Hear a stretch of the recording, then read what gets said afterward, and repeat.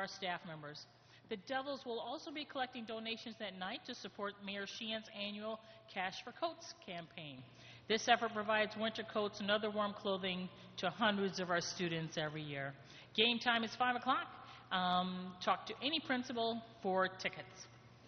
This coming Saturday is a historic night in Albany High School athletics, as we will be playing our first game on our new athletic field on campus for our varsity football game ever for Albany Public Schools.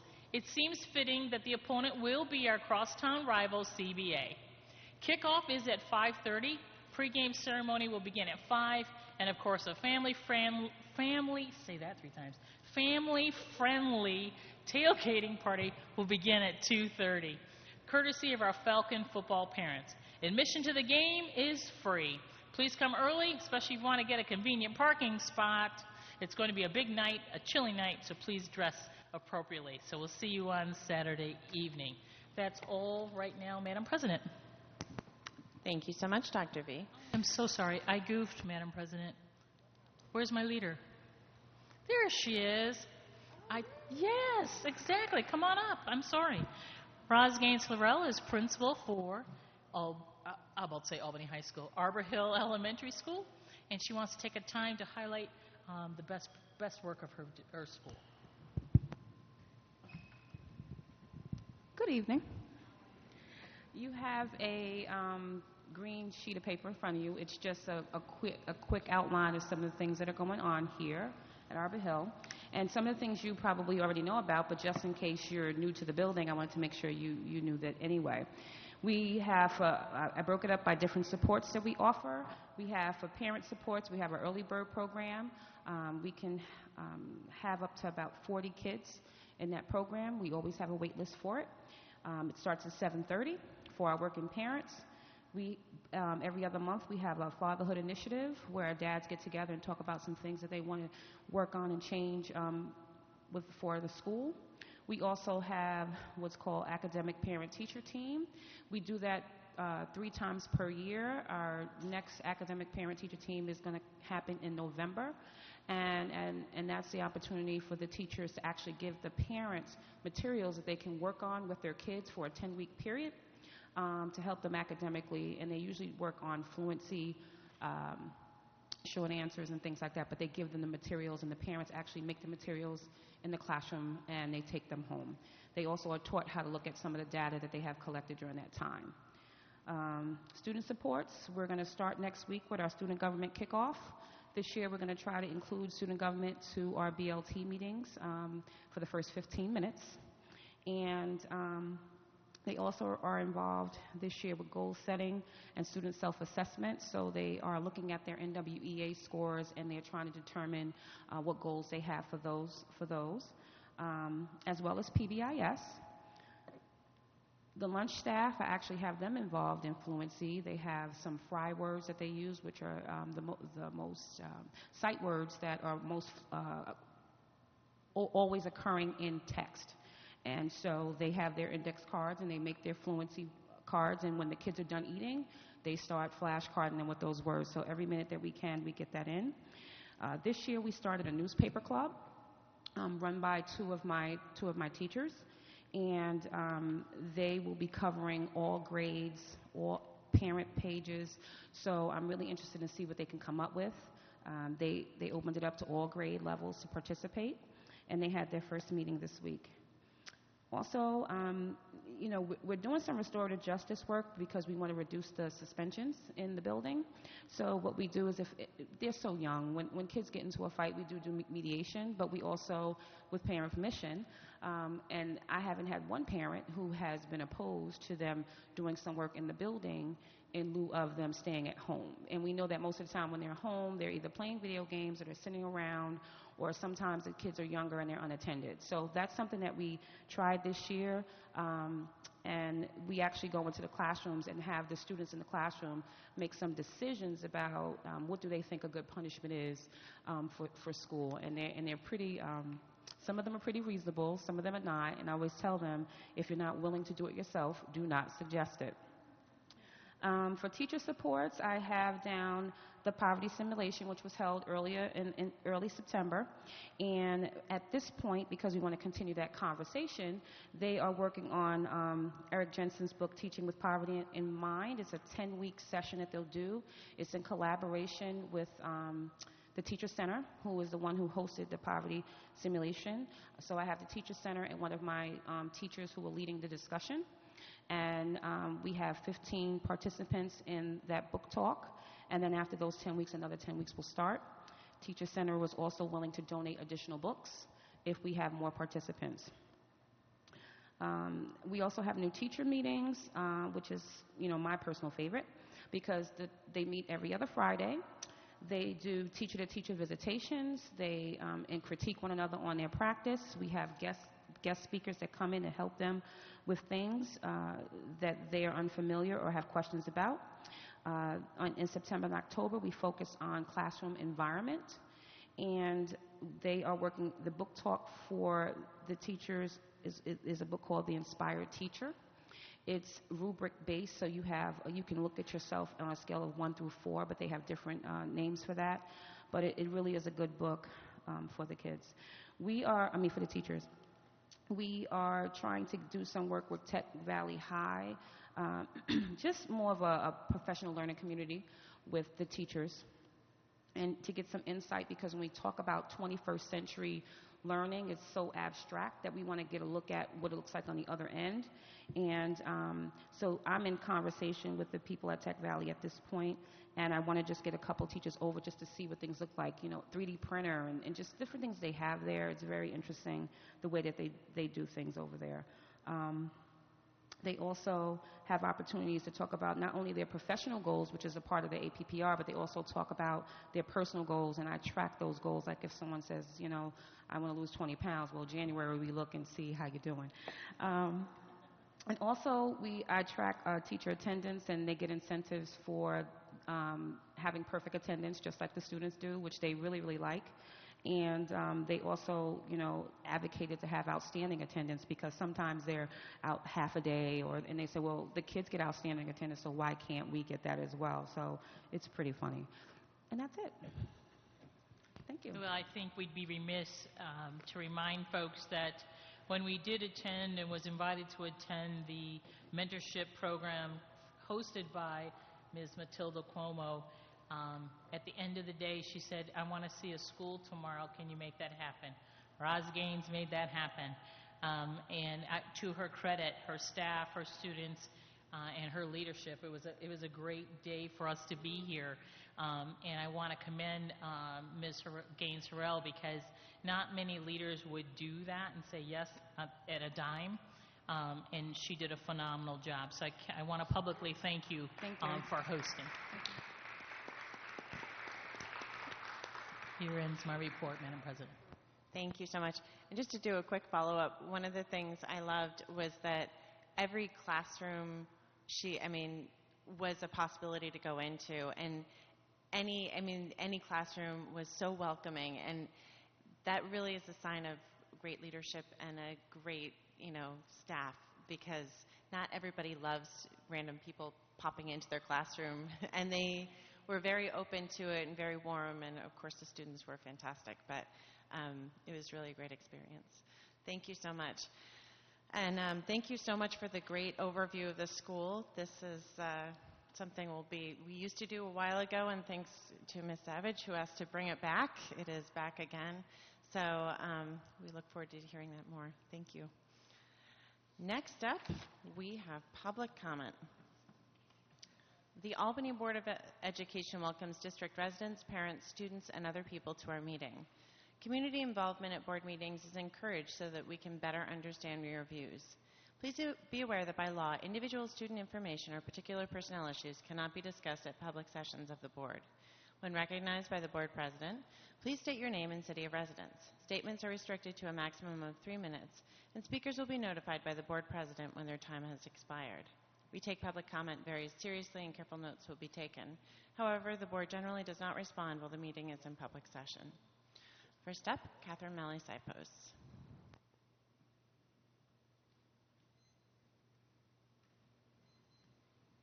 Good evening. I'm Catherine Malley-Sipos, and for the first time, I'm standing before you completely unprepared. Just walked in late, and I'm sorry. I am a parent of 2 children. I have an 8th grader at Hackett Middle School and a daughter who's a sophomore at Albany High.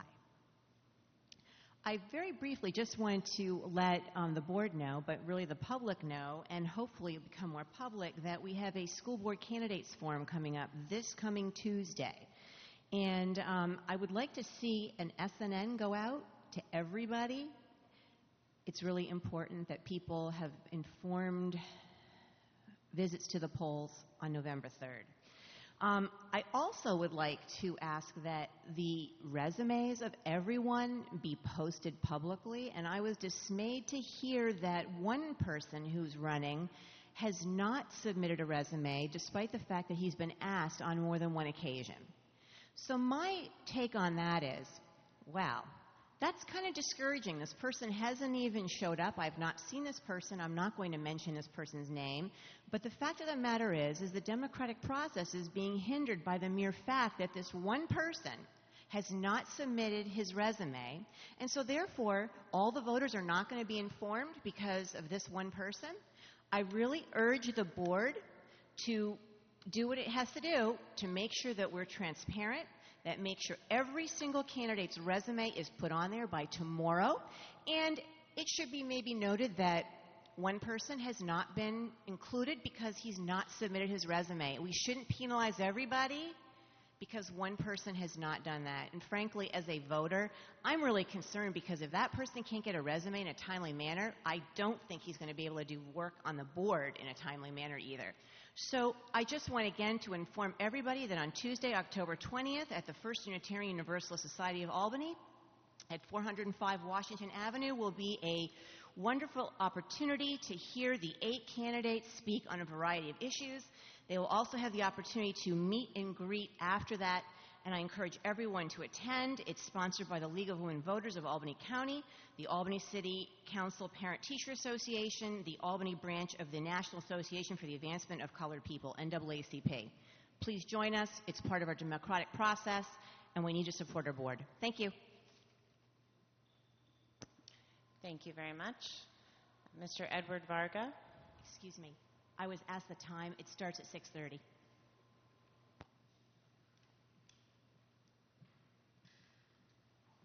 Good evening. My name is Edward Vega, and I have 2 of my kids that go to Auburn Hill. It's just caring concern about the safety of our kids.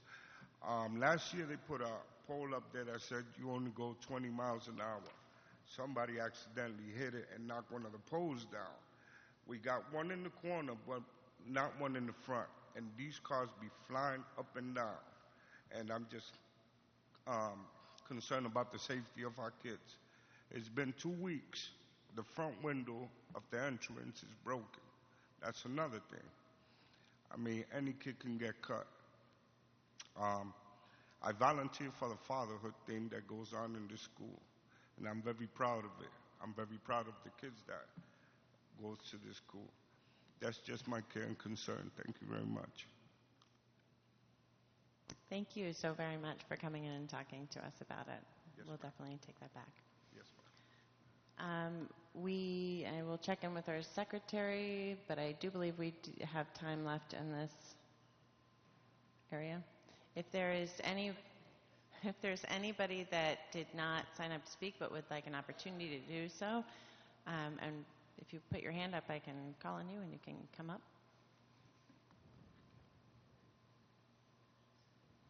Then we will be out even faster. That's exciting. Next up, we have our information items, and we are moving on to the academic report.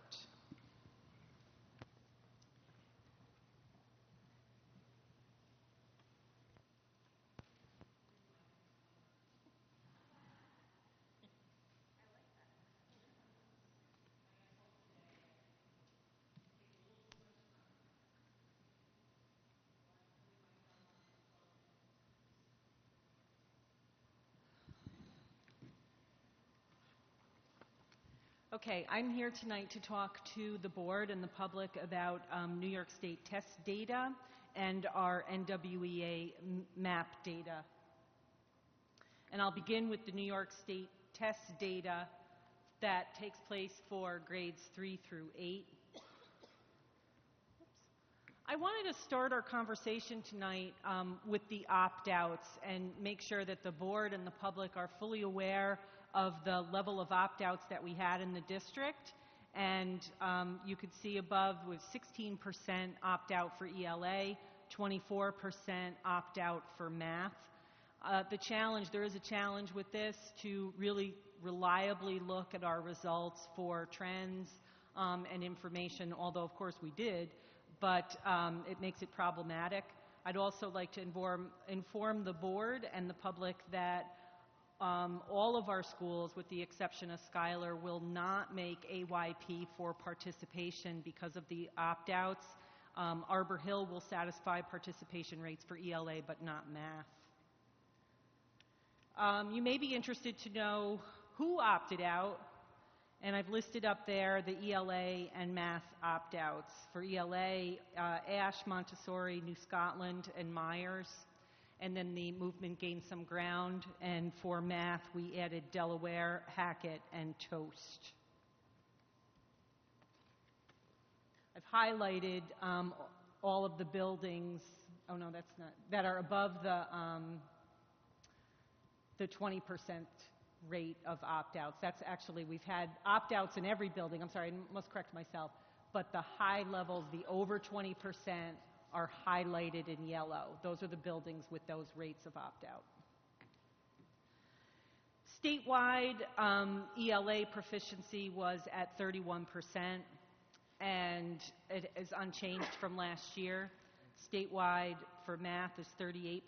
It's actually up 2 percentage points. In Albany, we were at 15% proficiency for ELA and 14% for math, up 2 percentage points from last year.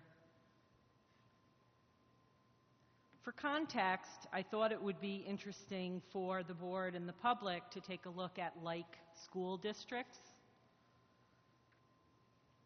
I chose local, Albany, Troy, Schenectady, and then looked at school districts that are like us in terms of numbers and are small, really small city districts. It'd be interesting for people to see that. In your packets, you have a pile of data. I've provided you with the 3 through 8 data overall comparison by grade and by building level, with a 2-year comparison, a 3-year comparison, and I've also provided you with the subgroup information. So all of those documents, for those who want to dig deeper into buildings, are welcome to do so. They can access those documents online. I have up here the proficiency rates for ELA. And as you can see, one highlight, if this is indeed reliable data, is the 5th grade with a positive percent change.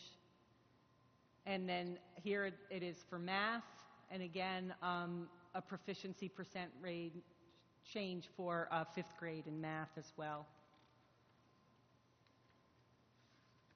My team and I took a lot of time looking deeper at the data in order to give some highlights. And those highlights are captured up here with Delaware's 5th grade, Eagle Point's 3rd, North Albany's 3rd, and North Albany's 7th. North Albany actually had a very nice gain in proficiency this year.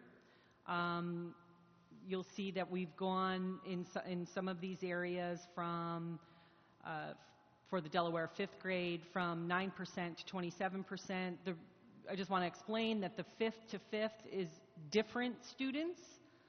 4th to 5th represents the cohort, so it's the students that were in 4th grade last year and then are in 5th grade this year. North Albany 7th grade the cohort going from 1.85% proficiency to 25% proficiency. Math, some highlights: Eagle Point 3rd grade, Pine Hills 3rd grade, and North Albany 5th grade. Again, these are the buildings and grade levels that experienced pretty good levels of increase. I did not include any of the schools that had over the 20% opt-outs, even though there are buildings that have other good gains. I did not include them because their opt-out levels were so high. So let's take a look at our NWEA data, especially given the opt-out situation, because the NWEA MAP data, NWEA is the organization, MAP stands for Measures of Academic Progress for Reading and Math. That's the actual test. And I have been at this table before and informed people that NWEA works differently than MAP, or I'm sorry, than the New York State tests. In order to achieve proficiency in the New York State test, a student would need to score around, on average, that 70th percentile in NWEA. NWEA, on the other hand, the MAP scores are normed at the 50 percentile, which is where grade level is calculated. This is how every other state in the union actually calculates their proficiency.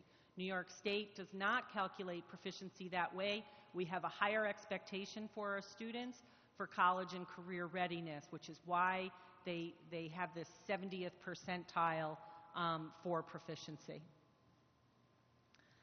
So I wanted to talk both about the raw data and the growth data because I think it's important that we have an understanding of it. So, for example, this little guy in the red shirt, we would not expect him to be at the little guy with the green shirt first. He's got some interim steps to take to get to where he needs to go. So I think one of the things that I talk about is that the river is wide and all is not equal in the area below proficiency. We have to look at it because not everyone is equal when they're in that 85% pool. So we need to look at growth data.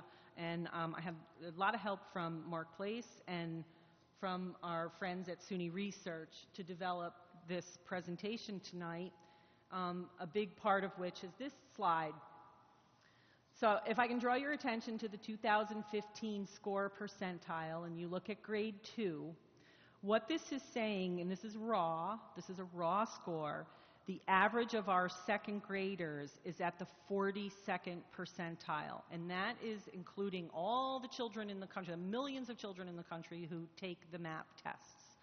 So our kids are at around, in second grade, on average, at the 42nd percentile. But what's interesting is the growth percentile. So the same way that we get an average for the raw score, we get an average of the growth score. Every child, NWEA develops a growth target for every child. And so this is a mean of every child's growth rate.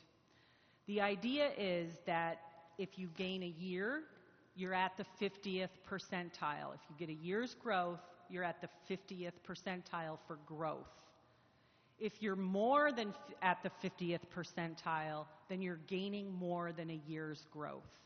So I've highlighted second grade here, and the growth percentile is at the 60th percentile.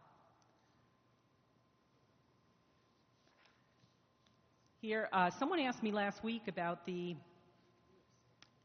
ACT 22 line, so we've revived that.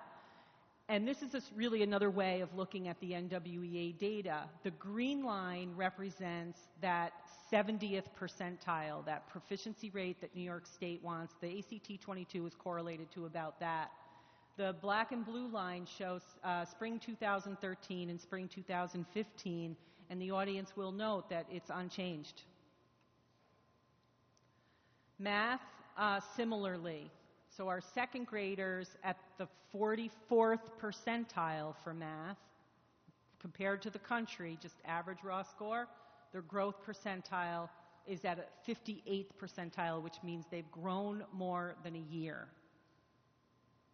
And again, when you look at the ACT 22 line, the green line is that one, and then the black and blue line is spring to spring from 2013 to 2015. And it's quite easy to see that we haven't grown. We haven't changed. But what we have to do is we have to look deeper into the data and into the growth scores. And I took a look particularly at the priority schools. There are other buildings. If we look at Montessori, New Scotland, we will see those growth scores there as well. But I wanted to highlight for the board and the audience the growth scores for our two priority schools, the K-8 schools. And the first one is SA. And this is for Math Bar. This is for reading. And if you go over, I want to draw your attention to the score percentiles, just the raw scores from 2014 to 2015 to look at just the raw gain. You know, first graders, 23rd percentile, now at the 39th percentile, or actually the 40th percentile in just a single year. And every year, with the exception of third grade, experiencing above the average growth. The same goes for Hackett. Above average growth, even though our raw scores are not at the norm. I hope everybody gets that. I know it's complicated. This is for math, same idea. If you look at SAS second grade, that is an incredible highlight because they have their growth percentiles at that 74th percentile. And they've really raised their raw scores up considerably, and Hackett's growth scores too. Some noticings and wonderings. As I looked through this data with my team, you know, would overall achievement improve with a strengthened early literacy approach? And what lessons, my time is up. I've got just another minute, so that was a good thing for me to do. What lessons are to be learned from Schuyler and Hackett? I asked Mark, I said, Mark, what if we closed the gap by the end of kindergarten half of where we need to be? So if you look at this graph up here, we are at the red line. This is our reading. And the dark green line at the top is the ACT 22 line. So I said to Mark, if by the end of kindergarten, if we plotted, if we could gain even that 50% gain and end up halfway, where would our trajectory be if it followed the same trajectory? And what I see is that if at K and 1, we can have where we are, the trajectory meets that ACT 22 line.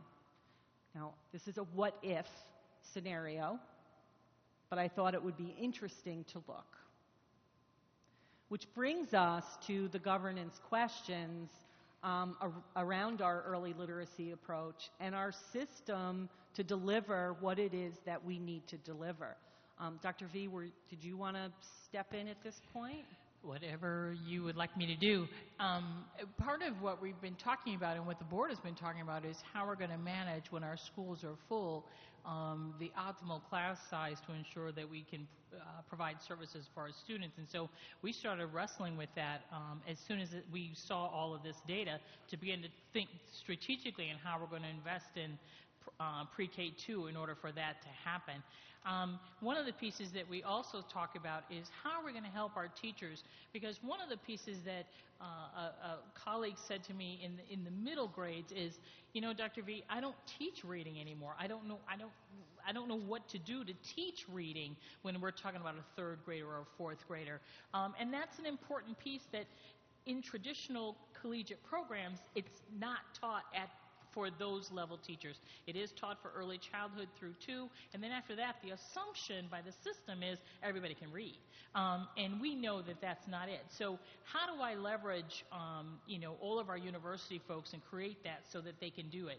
The other piece we have to talk about then is what does a school year look like? And we've talked about that before, about extending the day at least an hour or two, and therefore, as a result, over a 5-year period, actually increasing the annual time a child is in school by at least 1 year over that time span. So those are the things that we're talking about, and this is ahead of the budget season, which is important for us because based on this data, we have to invest differently. And that's one of the big pieces that we're talking about at this particular juncture. And I would say, just to end my part of this before your questions, is, I'm sure you're asking, well, Karen, what have you been doing about early literacy? And we knew from last year that this was an issue, which is why one of the things that we wanted to do was have the K-1 studios with a focus on foundational skills. And so we are going to hit 9 out of 12 of our K-1 teachers that will get this grounding in the foundational skills that we know that we need. And then the other thing is that we started this year giving all our at-risk kindergartners an early literacy profile, and we are acting on that. The new the new elementary instructional supervisor going to every building, speaking to staff, getting consistent language going, and modeling how that's supposed to look for those K-1 students. So we are acting on the data that we have in front of us. Thank you so much. Questions? Dr. Brandon, do you have any questions? She said in a minute.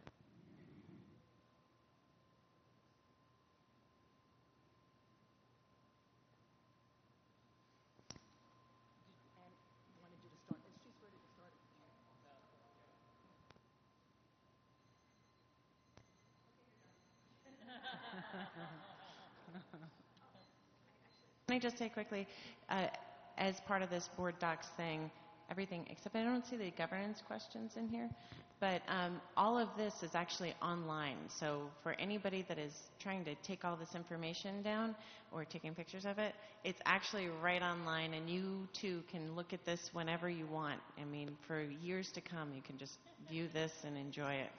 So.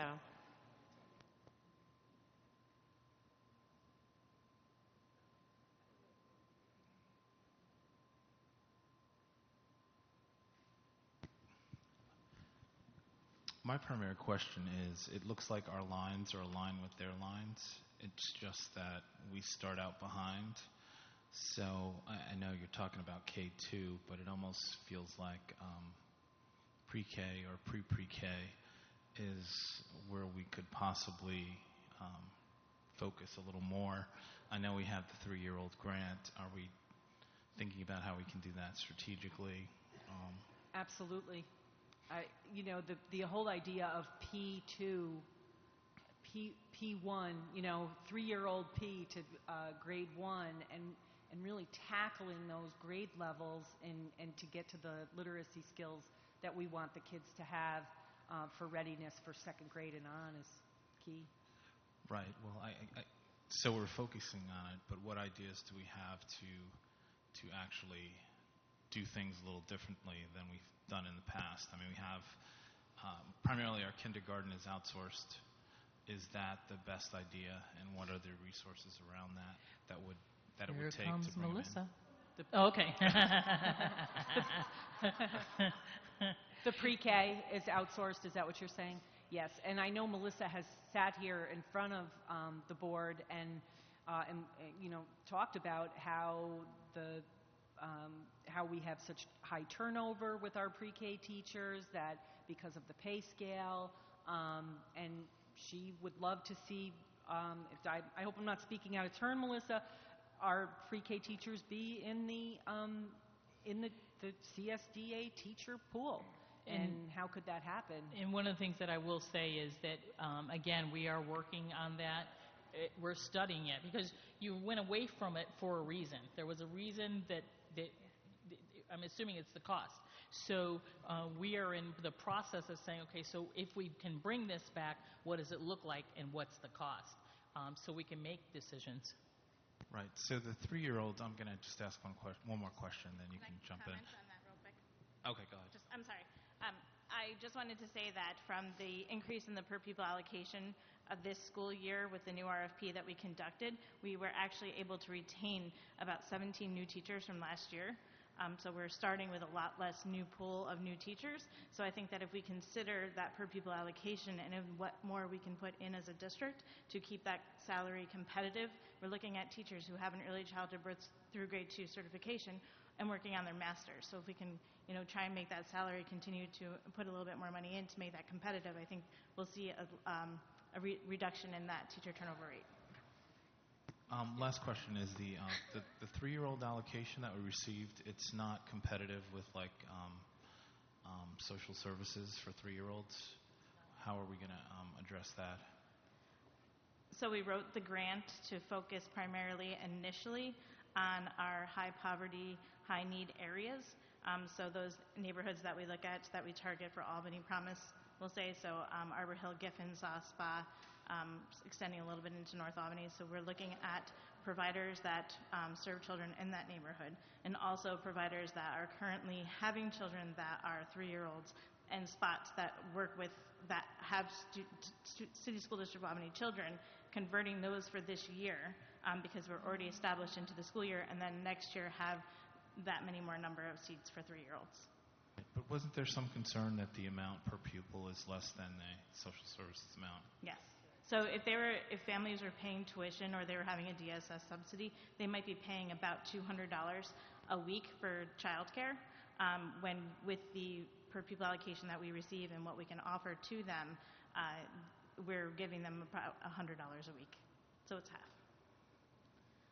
But we are able to provide some extras, the professional development, which comes for free, which they have to get, that's a requirement as part of their OCFS licensing, materials and resources. I mean, it doesn't totally weigh out in the end, but... Right, so the half can be a supplement as opposed to an alternative? It has to be there is no it has to be one or the other. Right. Right. So why would, So why would they convert and do that? Exactly. They want to, I think that from the conversations I've had, I went out and visited all of the programs, did site visits, had conversations. It's actually a compliment to the school district is that they want to be a part of what we're doing. And so they're willing to take the loss in some areas for that partnership. Also, we've kind of taken a lot of their 4-year-olds. We serve 740 4-year-olds right now.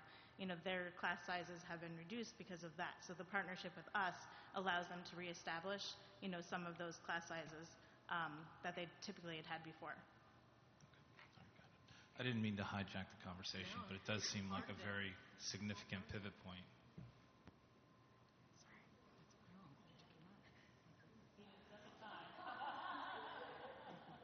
Dr. Brandon, do you have any questions?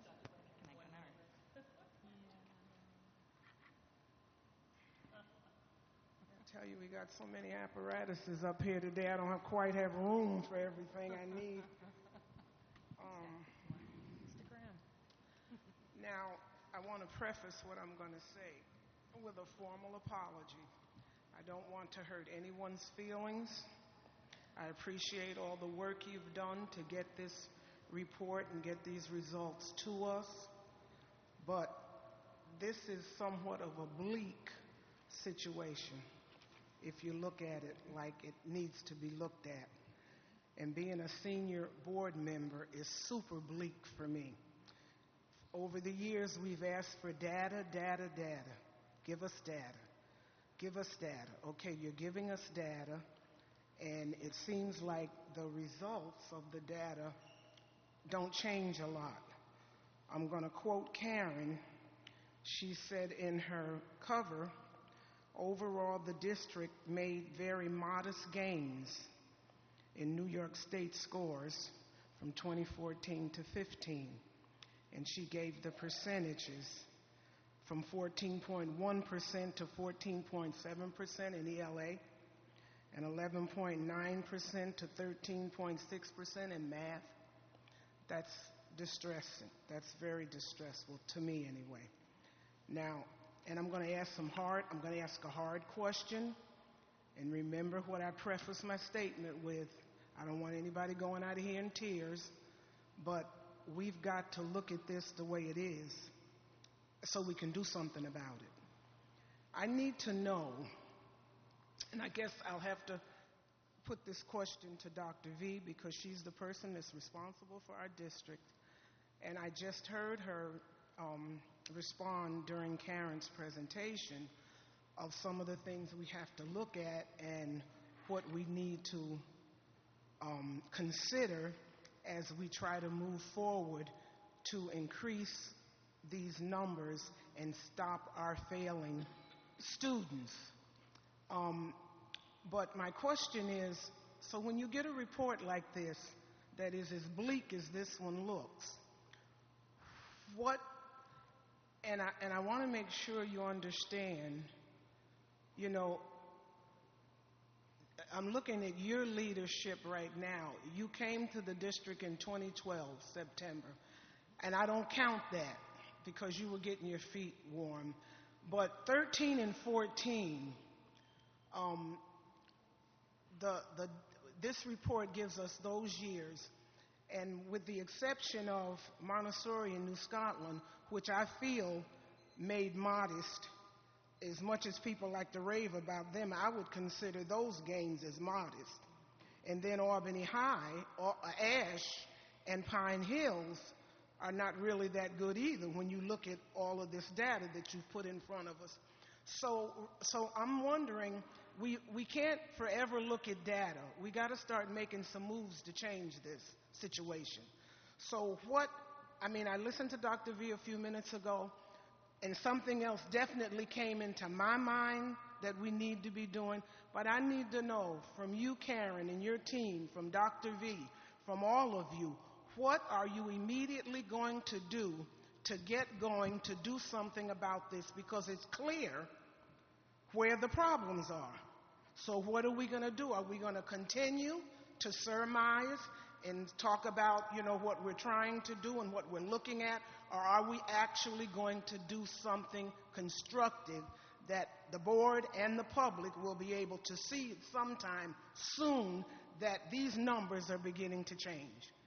You know what I asked myself when I finished reading this and looking at all this data?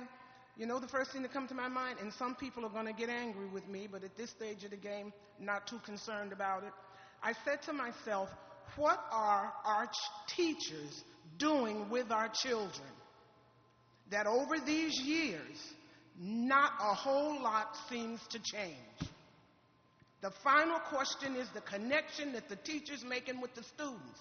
So I said to myself after reading all this, what are our teachers doing with our children that we can't get any further in this data, in these assessments that we are? So I'm asking you, what are we going to do? Tell me something that's going to sound like you have a plan that's going to work for this, because this is bleak. This picture is very bleak, very bleak. So that's where I'm coming from. Now, I apologized in the beginning, so I don't want to see any tears.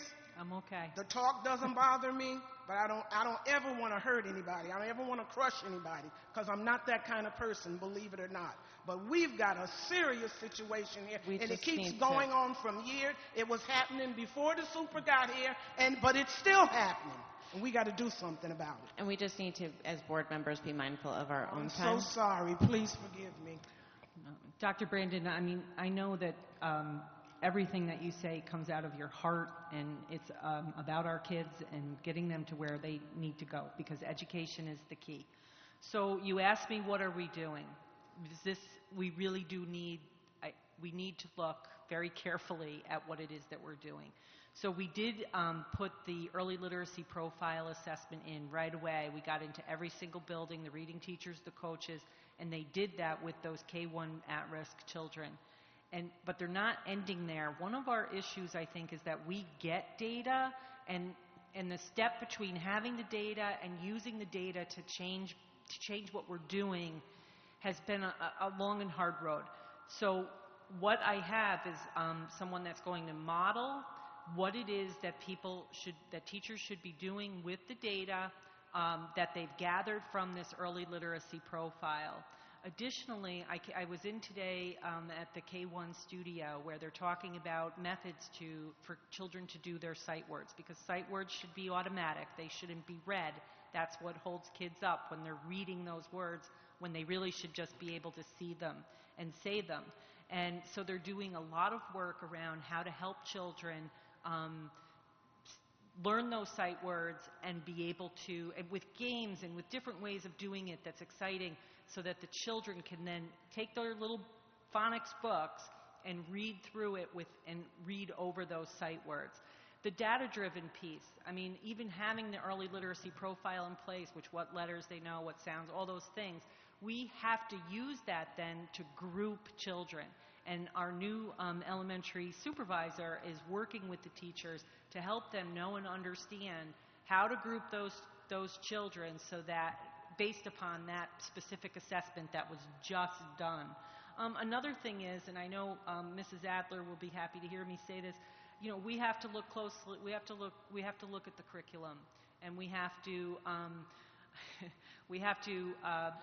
have some conversations. And so, and that's a long journey, which I'm not going to go into, but I think that the time is ripe. I mean, 3 years of stagnant growth.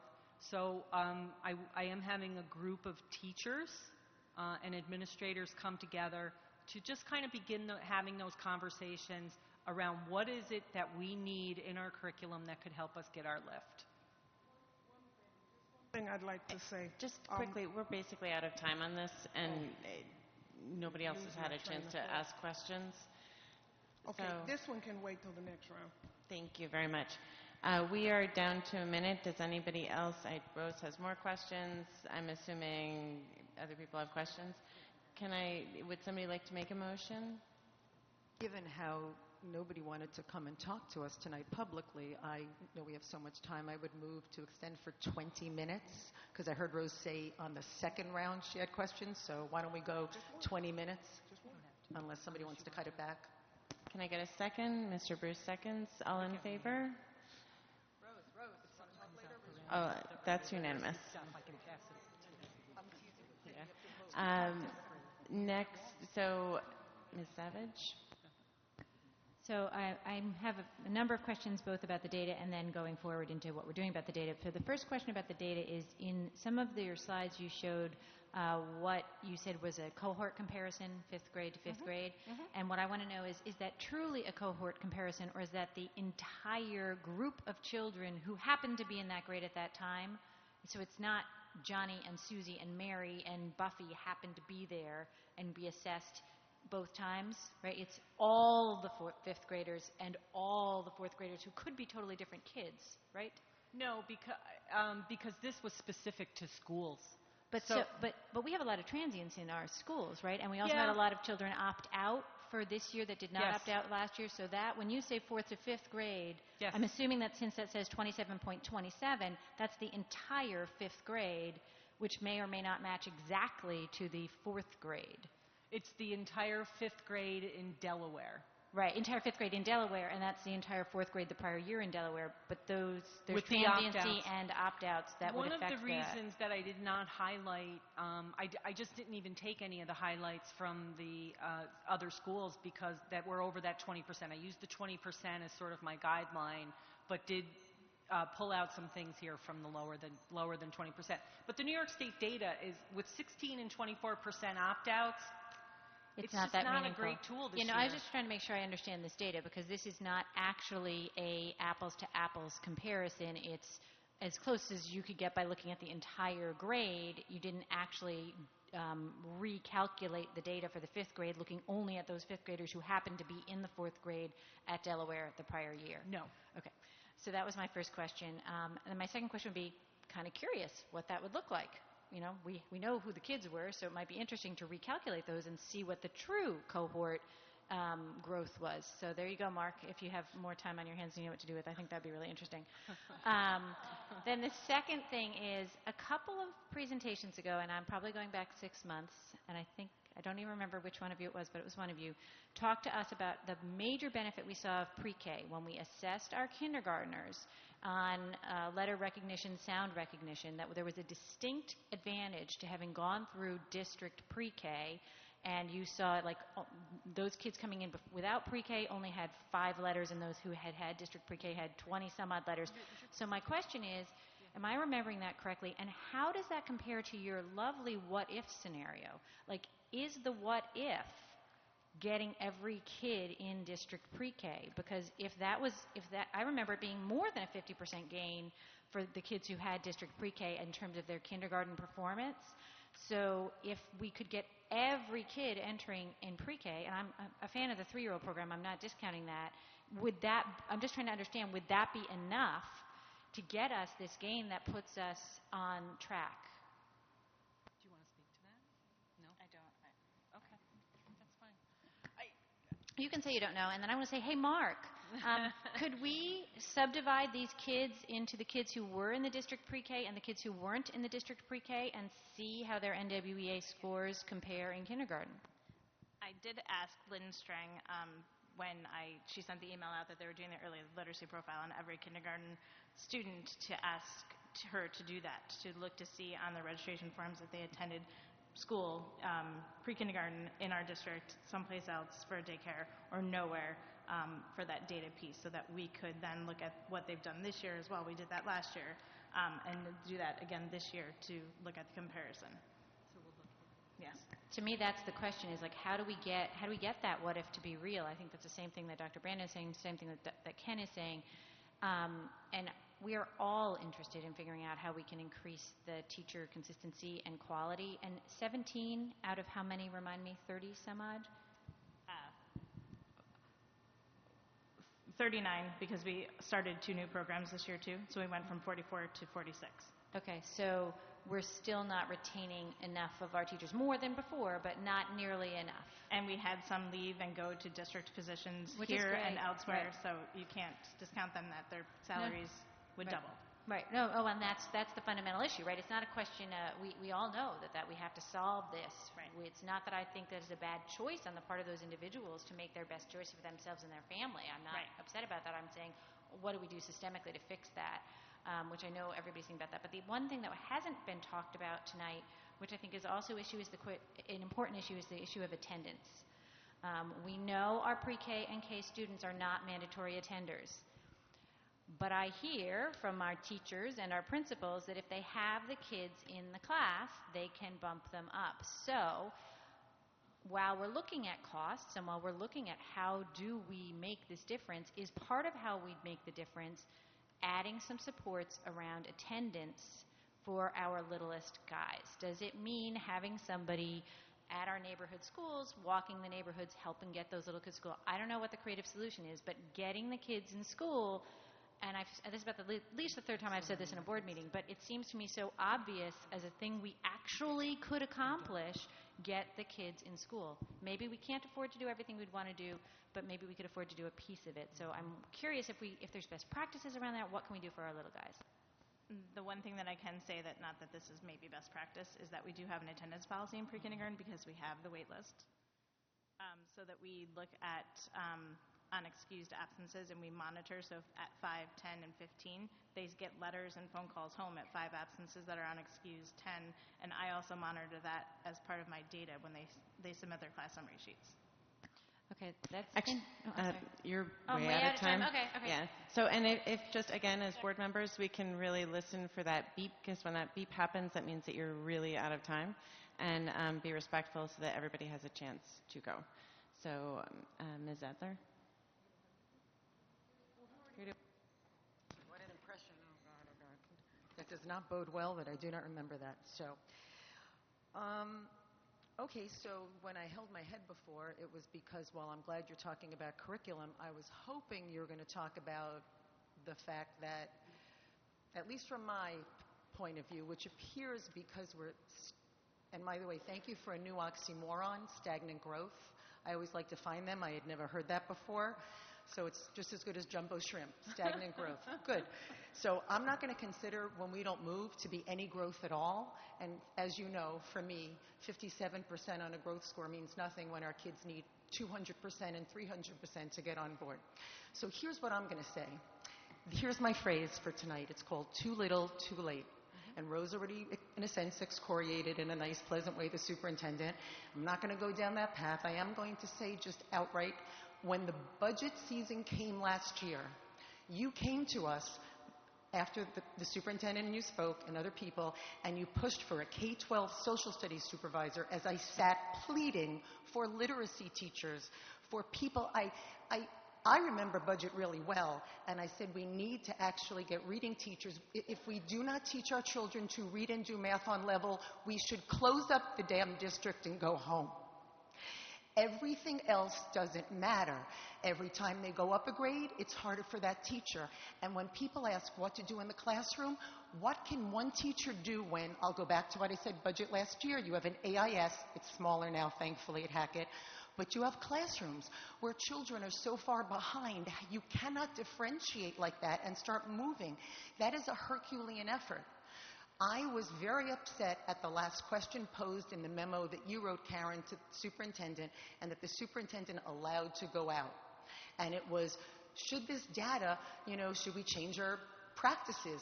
That question was why everybody was hired. That's why everybody took their positions. The answer is we had been failing for a really long time, meaning we weren't growing, kids weren't doing better, and the fact that we're in the same place now is beyond comprehension to me. And I'm getting a sense that it's another one of those budget seasons, because last year I sat and I talked. I was the only one voting against the budget, and I sat and talked about it. Nobody wanted to look at a program not working. Nobody wanted to reallocate resources, and I'm getting a real bad sense that we're going to play that game again this year. Because now we're being asked for 4 programs jointly to come together and look at. I want every one of our programs assessed. If it's not working, go and find another program that does. And when I see, we'll get to summer school because I'm done now, I'm wrapping up. Before the beep even, when I looked at summer school and I saw at the high school not one literacy teacher was there hired. When I looked at everything else and I saw that K through 5 was summer camp and was not actually rigorous academic with some play, I realized we're not in the business of trying to do the right thing. Thank you for staying on time. Thank you. That won't always happen, or ever usually, but tonight. I will be very brief. I wanted to point out we've been really pushing for different types of reports, and while I think that we're growing into that, I really appreciated the way this data was presented. It was very easy to understand, and though it was not it wasn't a great picture to see, it was an honest picture.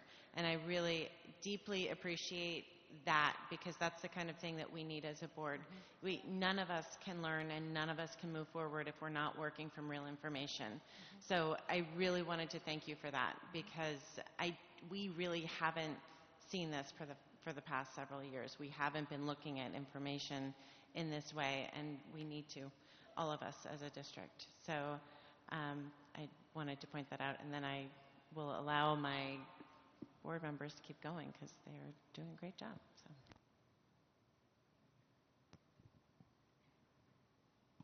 Karen, while you were talking, I will say, I'm sorry, Rose, but just to make sure that we actually have time for people, after that time goes off, I'm going to be interrupting people.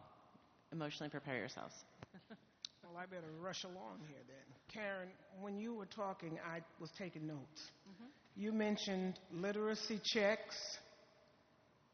You mentioned model what teachers should be doing. You mentioned sight words. You mentioned increasing phonics. You mentioned a review of the curriculum. Yeah. So a little earlier, Dr. V made the comment that some of her teachers had said, at the stage that they get the children, they said, I'm not a reading teacher. I can't teach the child how to read. So to me, that looks like a place where you need a literacy coach, where you would need other supports to be put in place to help whatever group of children that you found out at that time that maybe that teacher, that isn't her expertise, but it just seems like, the supports should come into view.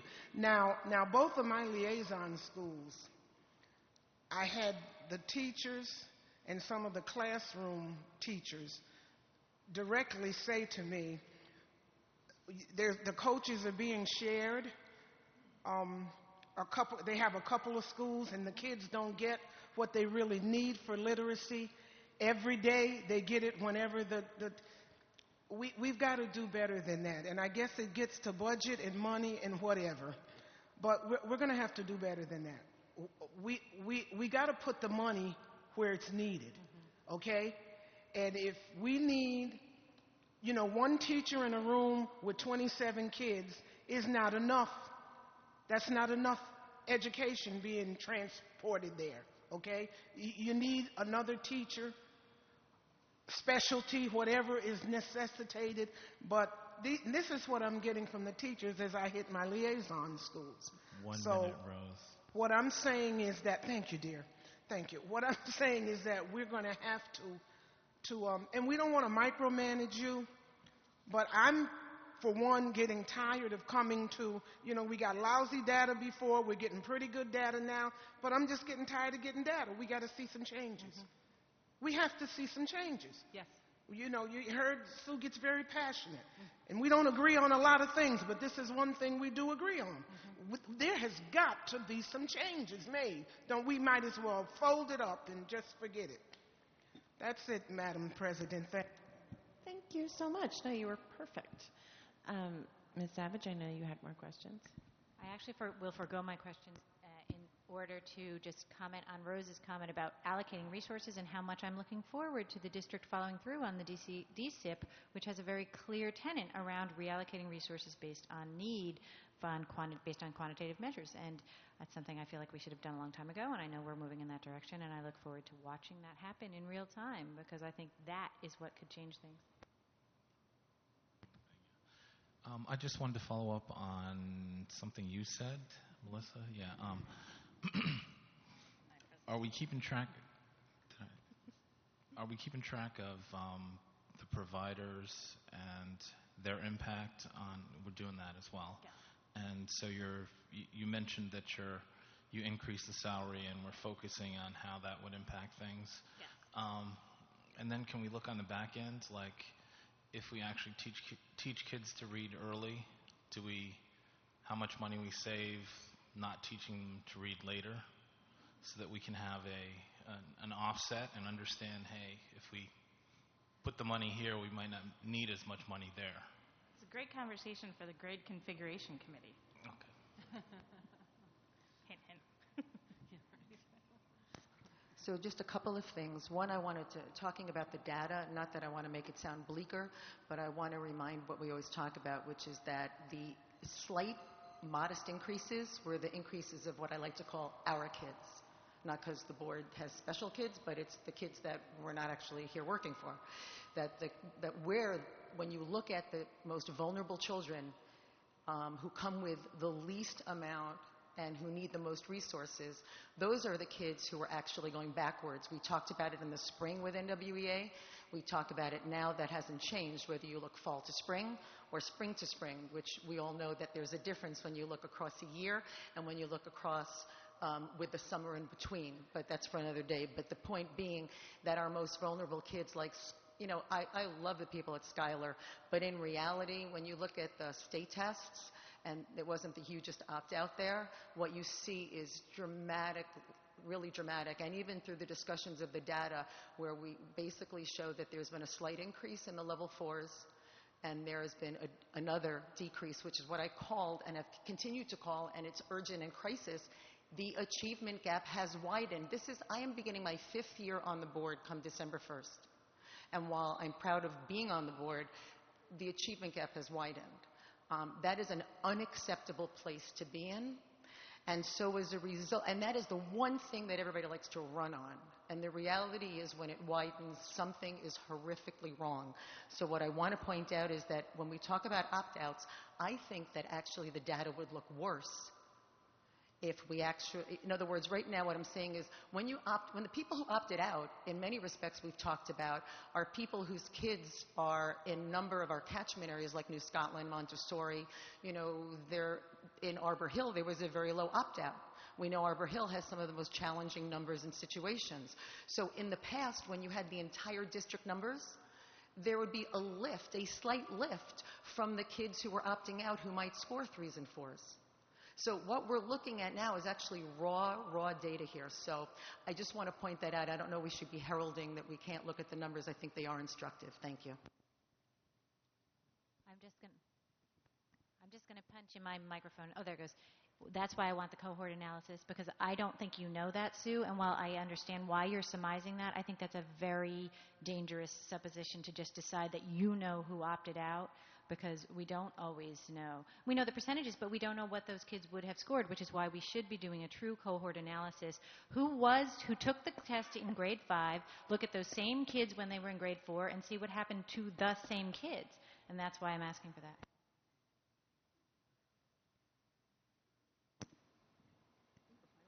I think we are all done. Thank you so very much.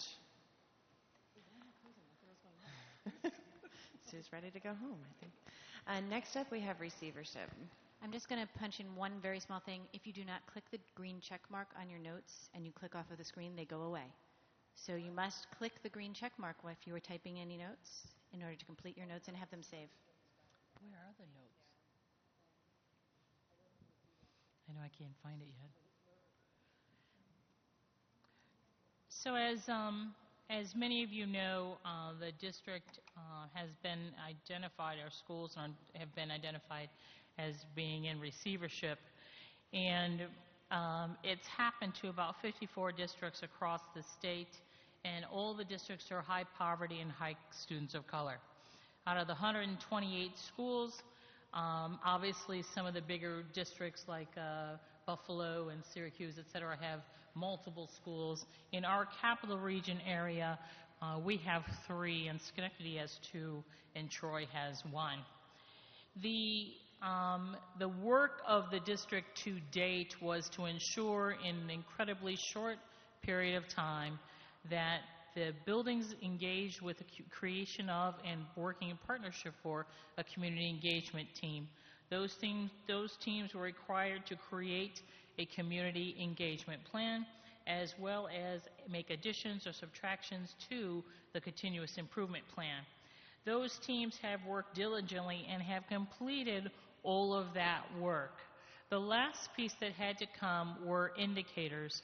And indicators are still an interesting piece, and you'll be glad to know that Albany always pushes SED to try to think a little bit differently.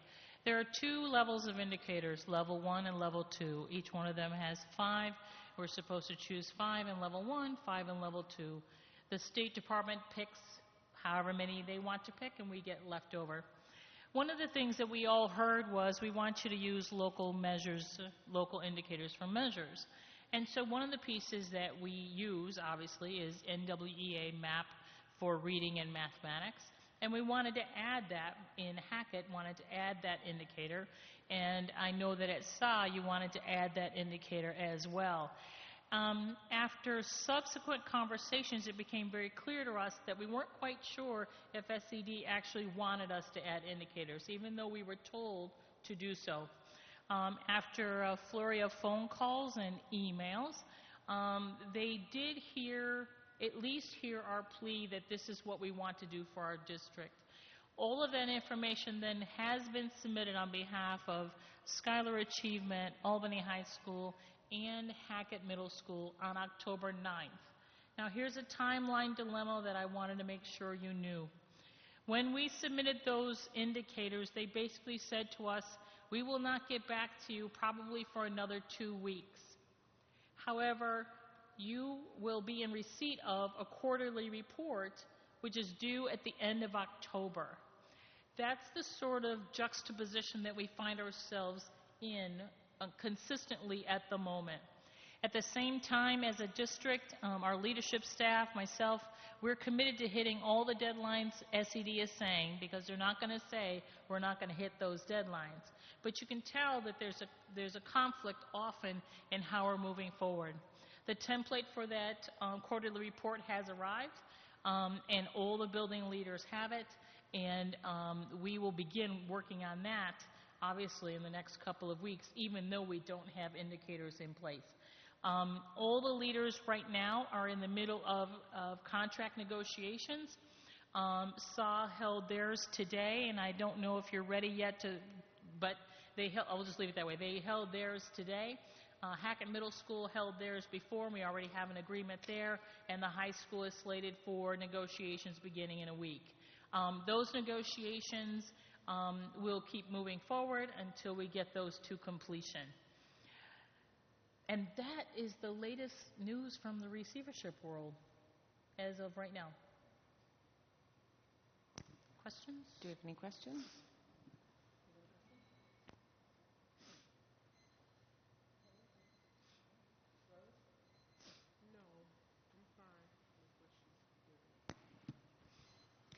So a couple of things, because although as a board member I have limited authority over Albany High School now that it is in receivership, except for some funding streams and complex whatevers, I've been over there doing a lot of help, like an administrative assistant, and I would go to the CET meetings, but would just really watch. So it is a couple of things. One, it's my understanding that the SIG was approved by State Ed for Albany High School and that they are releasing the funds. Is that true? That's not my understanding. I'm not in receipt of a letter. Okay. Then the other thing is that during the CET process at Albany High School, there was what can be best described, at least at one of the meetings, and I think it was percolating at others, which was that a distrust of the district, a real distrust or mistrust of the leadership in the room, even wonderful people like data coach Mike Elliott. There were people came in with an idea because the high school was doing shared decision making, which really, more than any of the other schools, was putting a great deal of responsibility on an authority on the team. Mm-hmm. But there was that inherent kind of distrust for the district and a lack of transparency. Against that backdrop, I am now, as a board member, I am asking, because my understanding is for Albany High School, you submitted 4 documents to State Ed. In my understanding of what is a final agency determination under the Freedom of Information Law, that would mean that each one of those documents, while you've couched them as draft, and I've litigated FOIL before, what the moniker that one puts, the label one puts on a document as a draft document doesn't make it draft. The final documents for Albany High from this district went into State Ed, and I was told by you that I should get them off the website, but the documents on the website are not complete. If I cannot get, as a board member, concerned about the transparency of the process at the high school, each of the 4 documents that you sent to State Ed, including the memorandum, I'm going to have to FOIL the documents.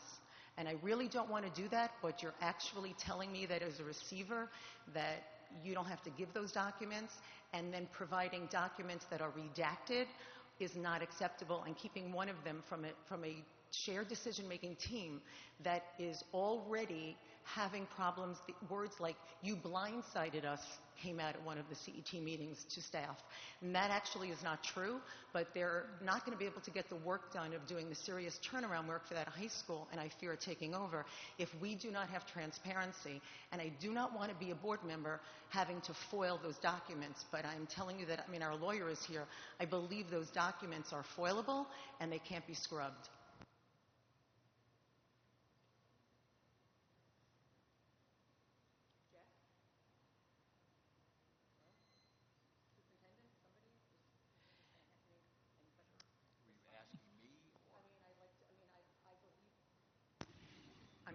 Stating a legal position, I didn't want to put us in the position of where a vice president is now seeking a FOIL document, but I don't hear the superintendent responding in what I'm hoping is, well, now the documents will be released, and all 4 of them will actually be provided to the team at the high school so that everyone around that table knows exactly what State Ed has before it.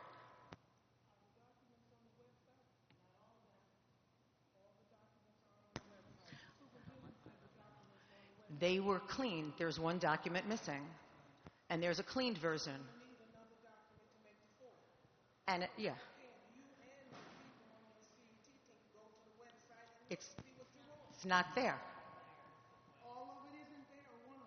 One of them's not there, and by the way, I haven't checked the website. I know one of them is not there. I don't know if it's been that has not gone on. I also, it's not just the website. There's a high school. There's a high school trying to. There's 2,500 students, and they're. No, the documents are not posted. And I'd like to. I was told that the superintendent considers them draft, and she's not turning them over. And my understanding is the documents were a cleaned up version is what's to be disseminated to the CET, and that is unacceptable to me as a No, there's no reason to clean it up. The final agency okay. Well, I know. Okay, Jeff, could you talk about FOIL? I don't need to. The superintendent's silence is deafening. It's not.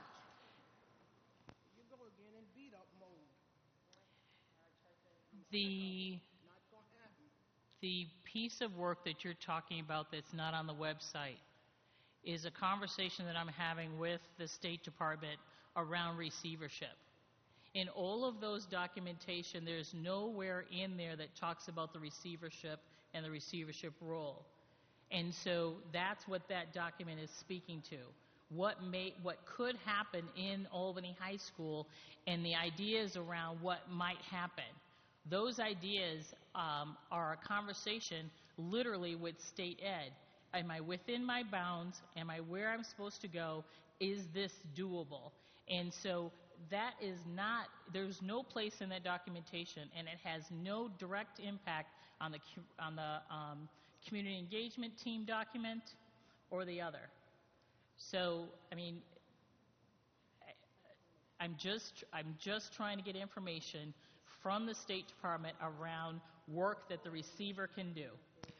That's the purpose of that document. Superintendent, with all due respect, before you embargo the documents, I know what's in the document, and it is not a conversation. It is a final decision, and it is your. It is not a final decision. Okay, and what you put into that memorandum, which I believe is subject to FOIL, is actually not fully reflected in all the other documents. One of them was kept out, and as far as I'm concerned, I'm going to have to FOIL them. I'll just FOIL them tomorrow. Are there any other questions?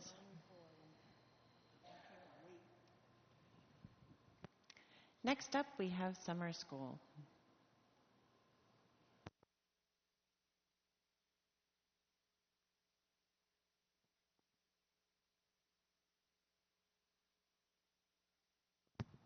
We have a plethora of people.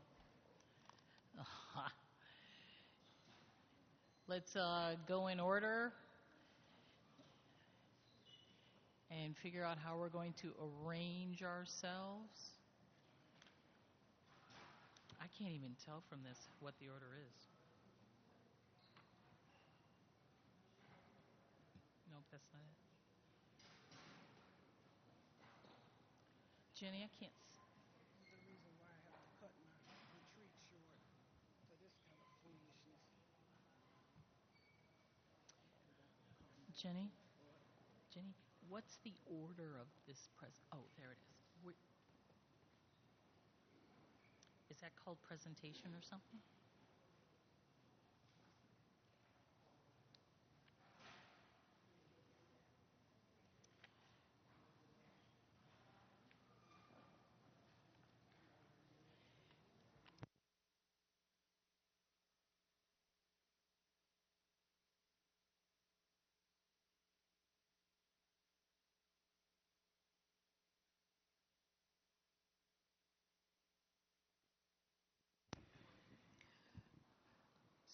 So as Ginny will be back in a moment, I'm just going to let you know that as you might have seen on the agenda with our new setup, we divided up the presentation from the discussion. And so there are 3 groups of you, in a sense, and that allows the 15 minutes to be divided up, so it's 5 minutes a pop. So Mr. Bruce is going to set up 5, I assume you're doing 3 separate presentations? Oh, you're going to do 5 different sections. I guess it's 3 minutes each.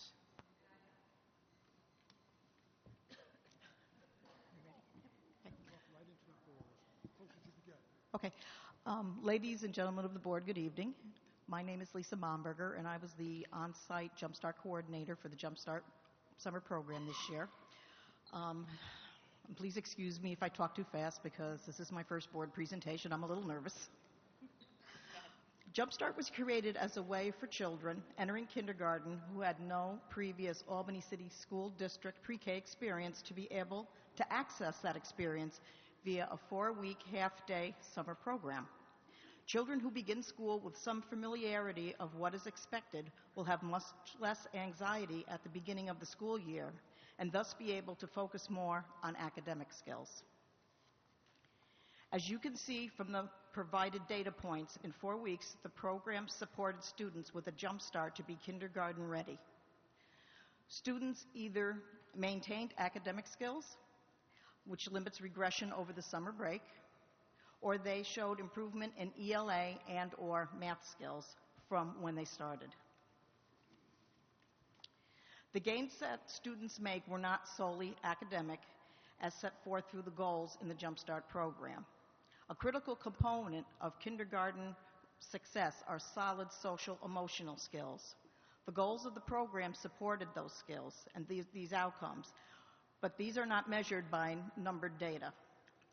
The kindergarten teachers that I have been in contact with since the close of the program have all given me positive feedback about the students who attended, as have the parents that I have also talked with through the program and after the program. And I would just like to read you an excerpt from an email. With the help of his teachers and classmates, he was able to improve his social skills and positive behaviors. He was excited to come home and tell me about his day. Overall, his experience at the preschool program was positive. Jump Start provided a solid foundation for our transition to kindergarten. And I can't say his name, but Blank is now showing satisfactory progress in kindergarten as a result of this program. And this is a child who was identified with special needs. So it definitely, obviously, made a huge difference for him. My recommendation would be, obviously, to continue the program.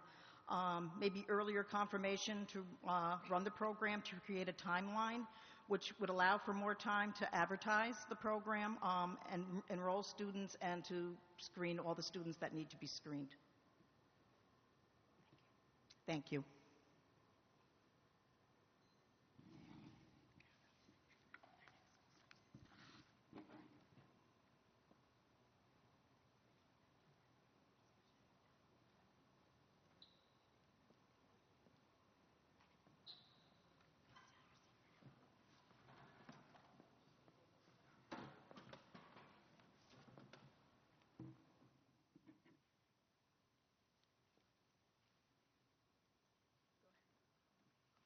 Good evening. My name is Bridget Dodson and Wanda Carter. Certainly, sorry about that. We were the co-coordinators this summer for the new elementary summer school program. We had an enrollment of 553 students, and they were enrolled at 6 different sites with an attendance rate of 85%. We based the response from student surveys and also from parent surveys this year. Our next steps for the upcoming school year would be to refine the application process, to hire earlier. The coordinators were hired rather late this year, so we were kind of playing catch-up most of the time. To continue planning with the coaches and having all of the stakeholders, including some of the community members as well, present. The students were selected by teachers based on their end-of-year Ames Web data, and the 6 sites were also paired with another site as well. Anything you wanted to add? Sure. And when Bridget mentioned the continued planning with the coaches, this was not a year that we had the coaches really involved in the program because of the design of the program. So that's one of the big core things that we want to make sure happens next year, that we bring back the coaches to be a part of that program. Any questions?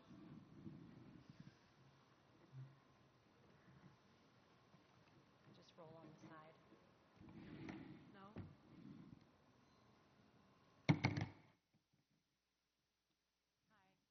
Hi, I'm Lisa House.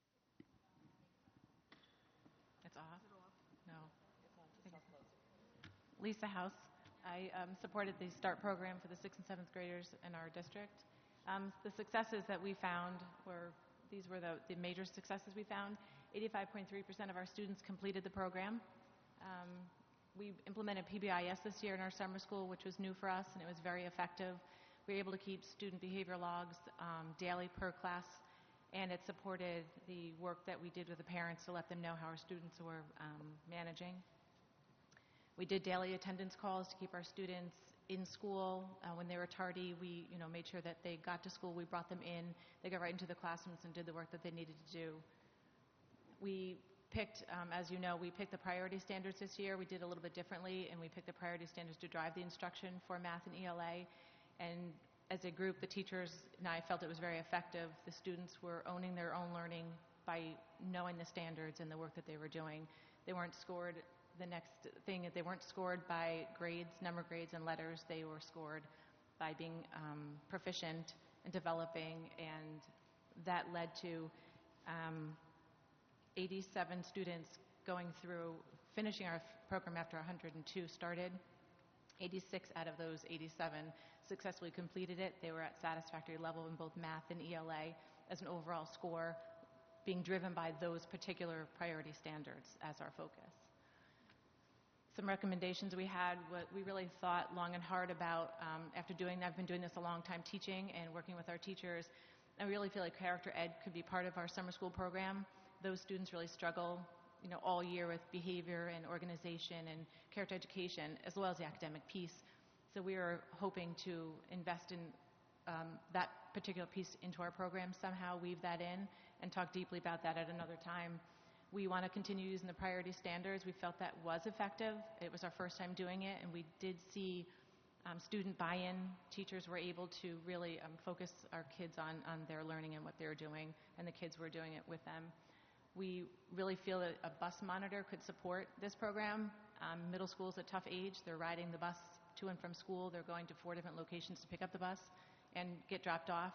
And to really honor the safety piece of our students and our community, I think that someone needs to ride the bus every day. Our staff, it's difficult for our staff because we need them on site to finish that work. And opportunities for teachers to meet a little bit before summer school. By the time we were able to get our faculty in line, we didn't have enough time to really focus on extending the work using those priority standards. We want to be able to build that for next year. Thank you.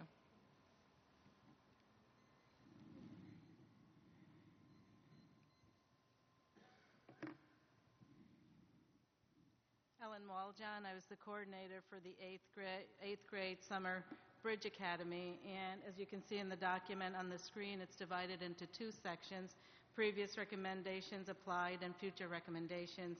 As you can see, I was the summer school coordinator for 8th through 12th grade. The program continued at Albany High School. Courses offered: English, Apex English, Math, Freshman Orientation class, and also there was a development of the Math, English, and the Freshman Orientation curriculum. There's a push-in, pull-out model that was applied. Future recommendations for this program is to hire teachers before March 1st so that the teachers can become familiar with the curriculum as well as the program. Hire social worker to address social emotional needs of the students, and identify students by April so coordinators and guidance counselors can reach out to parents of at-risk students to get them to register, as well as look at the literacy and math skill levels of the student and the student profile so that a course syllabus can be designed based on skills. Teacher and coordinators receive professional development to review middle school student data, such as IEP, 504, ENL progress reports, once again for development of the course syllabus and loss of students in the program. Addition to the freshman orientation class would be computer use policy, study skills, character building, and so forth, and also build stronger relationships with community partners and volunteers to help out with the program. Last but not least, assistant coordinator position be created to work under supervision of a middle school coordinator from grades 6 through 8, and also to house the program at the middle school building. And a couple of reasons for that would be that the present coordinator position is a split position between the middle school and the high school. It's difficult to run both programs simultaneously and provide support for the teachers in both of the programs, and difficult to build relationships with students on both sides of the building, and also to avoid the mix-up of middle school, high school students. Thank you for the opportunity to be able to present the program.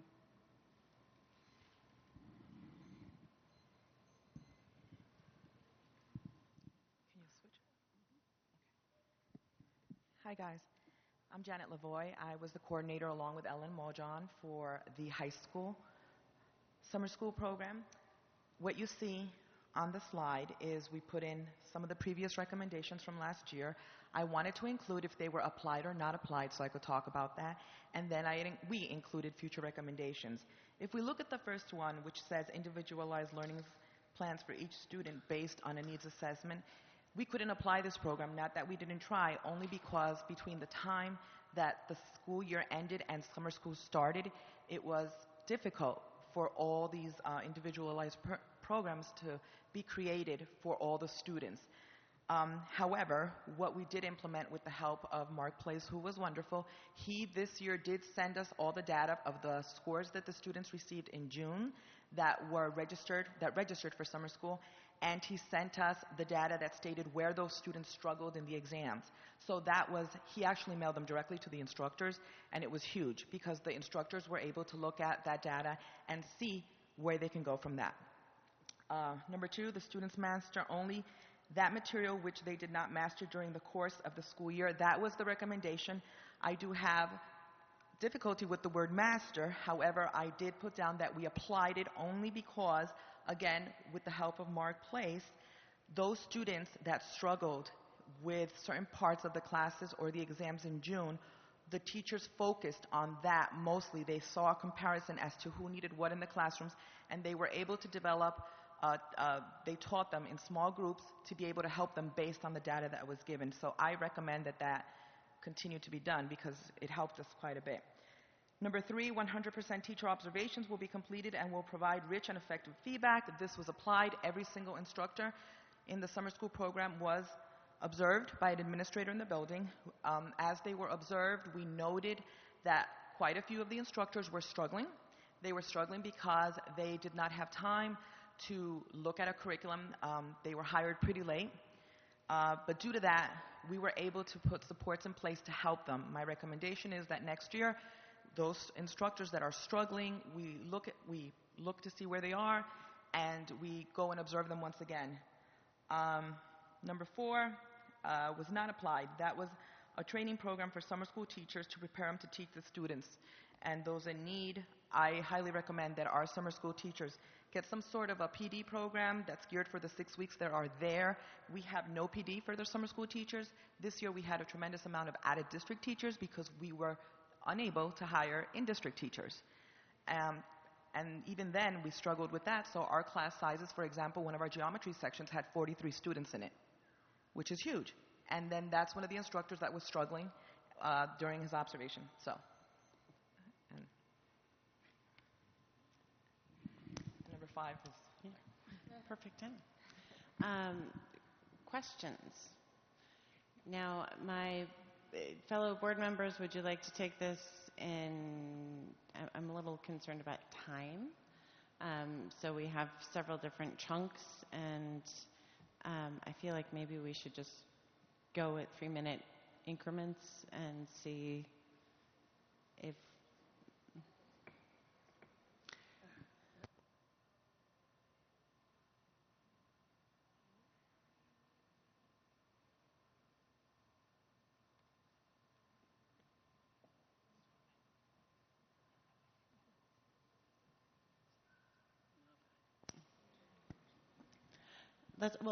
does anybody have any overall questions? I have one overall question. That's why I ask. So if I can, I don't like to go first, but if I could go first, and it's actually not for you guys, it's for Dr. V or I guess people over there. every year, summer school has come before the board, whether I've been on the board or whether I've been in the audience watching board meetings. Every single time there is a request to hire people earlier, to start the process earlier. And every year there is discussion of how it's done last minute for almost every, it's just across the board. So I'm curious, if we know every year our staff is asking to do that differently, why do we keep doing it last minute? Well, I think that's a valid question, and as Bill and I were just talking about, March deadline we can always post and say when the board will take an action and get those folks in place, and at the same time recognize that in the middle of that particular budget time, we are still looking. The summer school is paid for from grants and also from, Bill, what's your word? General fund. And so we can do this earlier, and I think we can aim for March, but I know there's a little bit of complication around making sure we can say you are actually the person to be in that role in March. But I do believe we can change that up, Jenny. I do believe we can change that up. That would be, and if it was just possible that if that could be followed up, I don't know if it's possible to make a note that we hear back. The process? And, I would be, well, for you guys, so follow up. Sure. But if we could hear back when it happens, sure. Because that's every year. That's, and it seems, it's the definition of insanity. Absolutely. So I have a quick overall question also. There are two of them actually, and anybody can answer. So the first one is, did anybody in any of the programs, obviously probably not Jumpstart, know for each of the children coming into the program, how many were reading on grade level, and for those who were not reading on grade level, how many grades back? I don't want to know about growth, but was that information that you all had when the summer school began? Anybody? Thanks, Wanda. Well, the elementary program was not designed in that way. Ken, would you like to answer that question?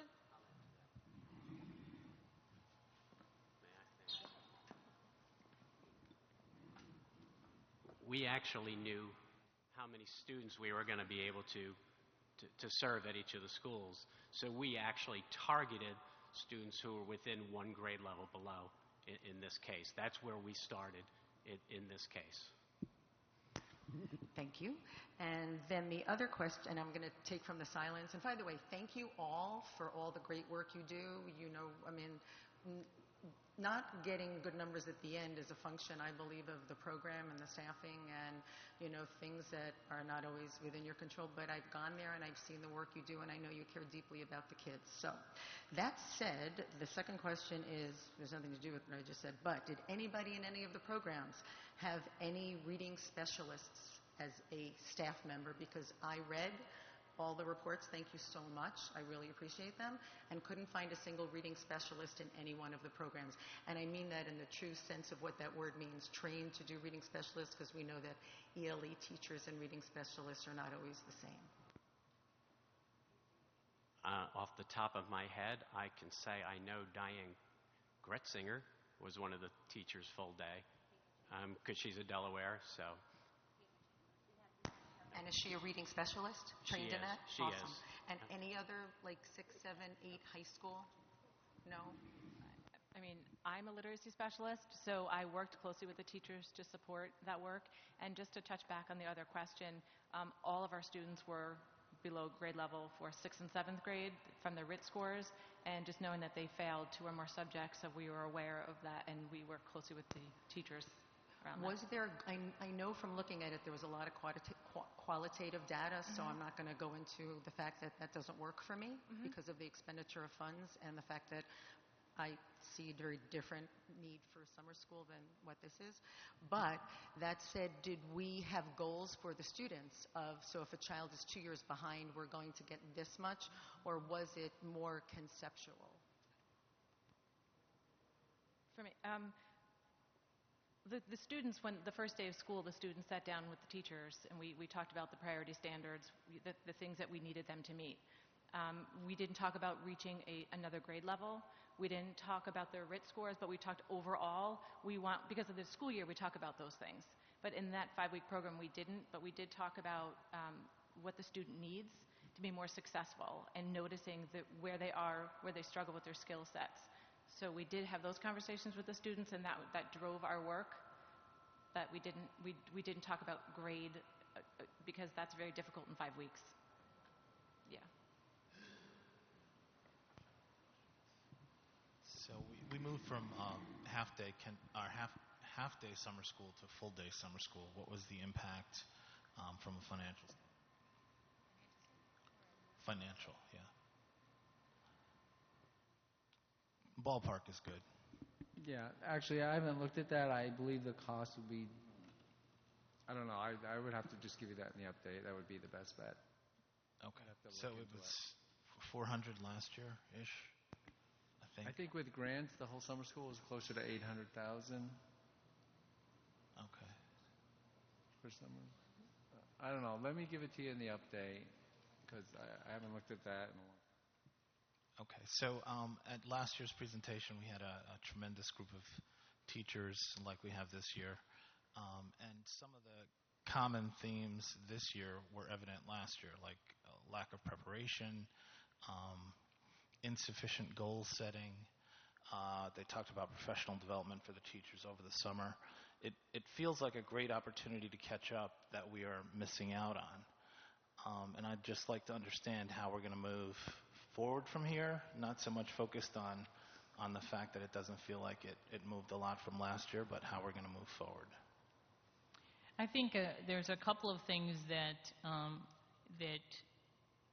this group has to understand, and part of it is the end of our school year was, June 20-something, and summer school started July 1. So just the lack of time in between is an issue. The other piece that we're talking about is how, if we hire these folks early, how we allow them to work together on professional development or the work that they need to do outside of pulling them out of classes. So we've got to do that on a Saturday, Sunday. We've got to find out the budget allocation so that they have time to work together. One of the other complaints around the elementary summer school was as teachers moved from building to building, we forgot to leave space for them to get set up in that new building. And so we're looking at how we're going to use time differently, especially on that first day of school. So I think with the hiring ahead of time, budget allocation for them to work together, I think we'll be able to be ready to go on the first day of summer school much quicker than we normally are. And I think it will alleviate some of the issues that you're talking about. Right. Well, one thought is, there's a lot of resources here, a lot of teachers here, a lot of commitment from the district. Have we thought about a summer school coordinator that works more than just after the school year ends? I see that as it has to be a bigger job than summer school. But I agree with the concept because this is getting bigger. And so we have to have a way to manage all of that. But you also, the other piece around staffing, our teachers aren't volunteering for summer school. They're tired. So how we manage that, the contract implications in the rehire of teachers, we're hiring teachers to serve as administrators to give them experience. But our administrators don't want to do summer school. So we've got some barriers on there that I know we're going to work through with contract negotiations and other ways. But I think the staffing piece, the PD piece can all happen in the late spring. Right, and I would think it's not, it has to be related that Absolutely. It feels not quite organized and lack of interest from teachers.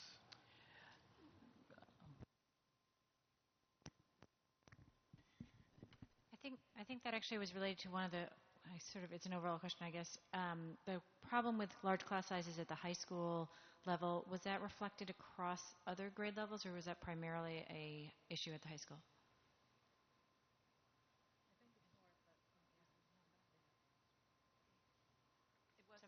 It wasn't an issue, class sizes in the middle level. Okay. 6 and 7. No, so it was really just a particular thing in the high school. So, and was that problem created because we did not plan to hire the right number of teachers, or because we tried to hire teachers and we just could not get people to do the work? What was the issue? We could not fill spots, or we didn't have the right number of spots? This year, when I sent out the number of teachers that I needed, I looked at the data from last year to see what classes at the beginning and at the end of summer school had the most students and what classes at the end had the least amount of students. So it was vice versa than the year before. So this year, the classes, so what we did is we took away from, let's say, English. We didn't need 5 or 6 teachers from English. I took 2 of those teachers and added them to U.S. History that last year had the 40 students in the classroom. Well, this year, U.S. History, for example, didn't have that many students register. Living environment and Common Core geometry and the algebra were huge. And we'd hired the same amount of teachers for those that we did last year. So there was no way of knowing how many teachers to hire for what. But actually, because we didn't hire, we had 1 ESL teacher. We were going to have 2, but at the last moment, 1 got taken away. So when I proposed it, we were able to take that spot from that 1 ESL teacher that didn't show, and I was able to add another teacher for another area. So. And is, We had with elementary was parents had the opportunity to choose which weeks they wanted to come to summer school, and we decided that would not be an option for next year. If these children, we're saying that these kids need summer school, we're not going to give the parents the option of what week they want to participate in summer school. So that's one of the things that happened. They were able to choose if they wanted to come to week 2 or they wanted to come to week 4. So that was really hard for us to sort of, as coordinators, to sort of keep track of how the children were moving along. And could I add one thing? The idea of late hiring, and I know because you guys were getting stuff, right up to the last minute, walk on at board and stuff like that. Some of it was because the new program for us, there were some specialized pieces, like I can't teach chorus, so we were struggling to get some of those filled. So a lot of those late hires had to do with that.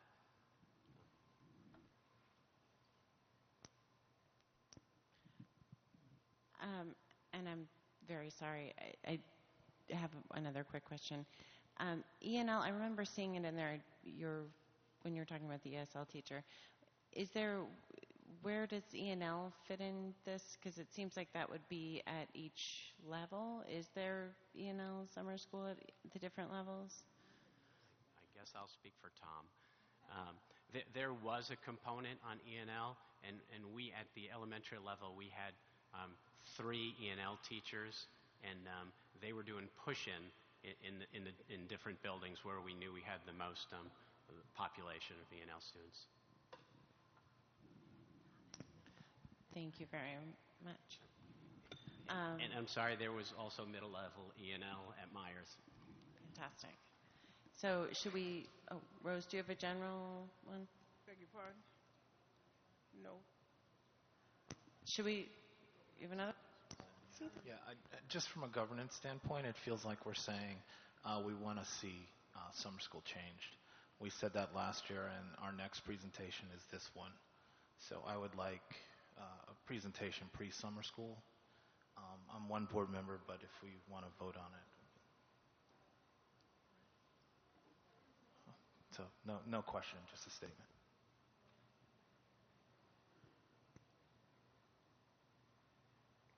So if we could do our jump start, does anybody have any specific questions for jump start?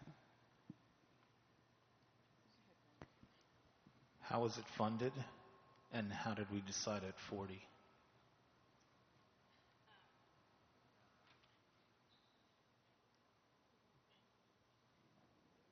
It was funded funded through the IDEA Section 611 grant, and the coordinator stipend was funded through the SIG Basic Grant, and transportation was through Title I. Is that going to happen every year? And the number of 40 was not what we decided on. We had planned a program that could accommodate up to about 120, trying to think of what the number of children were that would register that we didn't currently have in a pre-K program collaboration. And we looked at enrollment data. Every child that enrolled for kindergarten that was a new student or went to registration and registered between April and June were screened by Lisa for that initial piece. We sent out that would be 75 people, 67 screenings were done, and of that, 45 people came, and then we had a couple that had left. So 40 was just, there were 40 interested students. Yes, and that was the reason for the recommendation of starting earlier, because we chose to screen every child, because we specifically wanted to target those children that hadn't been in school before, to lift them socially and emotionally as well as academically. And then we also looked at our class summary sheets for children that were in our pre-kindergarten programs, and anybody that was not making significant gains or we thought would be beneficial for them to attend to the summer program, we invited them as well. But it was a time crunch because when the program was, we designed it's the first year of implementation.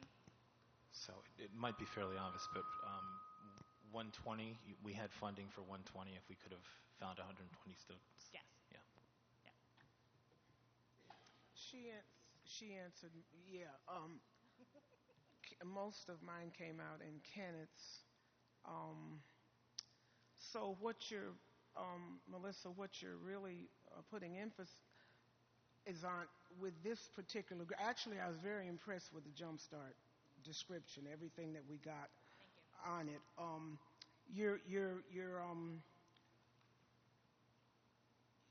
really emphasizing and focusing on the social emotional with these little ones, more so than any academic. And when I say academic, I mean like colors and numbers and the alphabet. You don't even go there, right? No. You're trying to get them accustomed to being in a classroom. We actually did both. We had set goals for both social emotional skills and academic skills.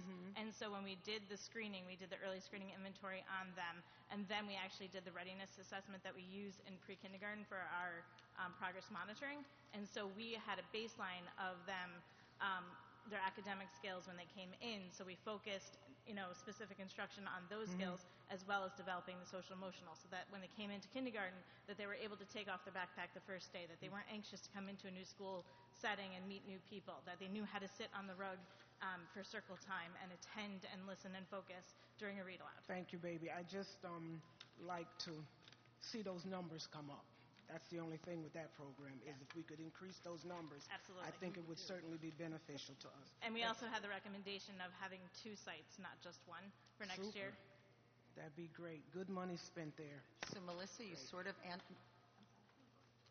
And there was door-to-door transportation, and the other thing that we would like to do is, because these are babies that may have not been in school before, and they're 4 or 5, and so maybe having a dry run with the transportation with the coordinator or a teacher on the bus that goes and introduces themselves before this parent's putting their child on the bus for the first time to go to a program that they don't know anybody that's there. So just some, as a mom, thinking ahead. So, Melissa, first of all, thank you. Your presentations are so easy now, so I want to just commend you on that. You have a real... in terms of the assessment tool that you were talking about that was created a year or so ago, did you also do a post-assessment at the end? So the one thing that was... I saw only a qualitative assessment. I don't think I saw the... Am I missing that assessment in here? Did I overlooked it? I think on the left side of her slide it says 21 students demonstrated growth in ELA and math. And it's But growth. what I'm I don't talking know if that's about... sufficient for you. I know how you feel about growth. So the only reason I was going to ask you is I thought that you actually did through the early learning guidelines and through the tool that you created, that you actually had it a little more about like maybe letter recognition. So that's what I didn't see. So it seemed it's more qualitative than, I would like some more quantitative in there. I would like to see this, especially because you want to be re-upped in terms of money. I'd like to see that because we promise, we chart those numbers, and you've talked a lot about them, and you've educated me. So I'd like to see it in the report, and I found it was missing. And we do have that, because we have the baseline and right, we have the end but of it year. wasn't. So we will collaborate. Great. So that's something I didn't think I missed it. The other quick thing, Whatever that word is. Oh, the other thing was that where you talk about the number of students recommended versus not recommended, again, I may have missed it, but what was the determinant factor? Because I don't really understand that. What does that mean?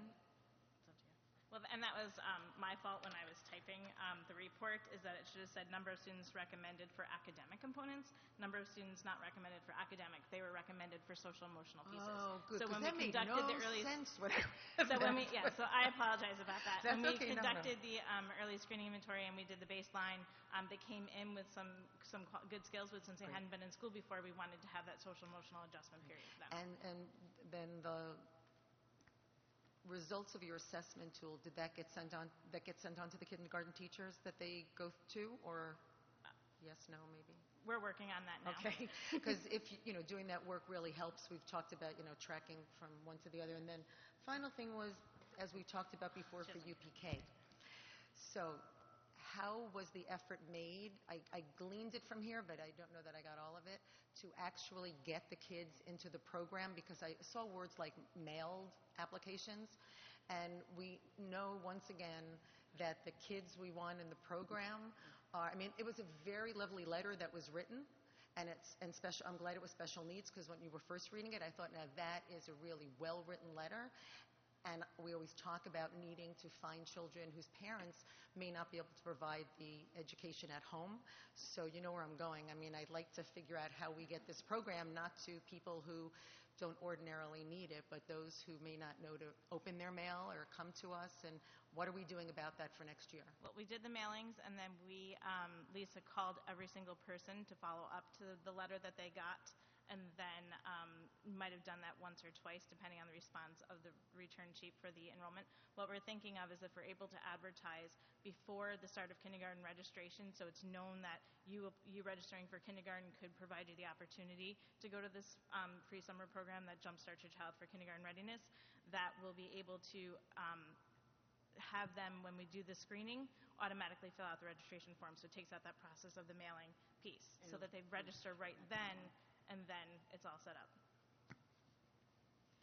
So I'll be very short. I just wanted to say that this is one of the things that when people say, what is the district doing that's different?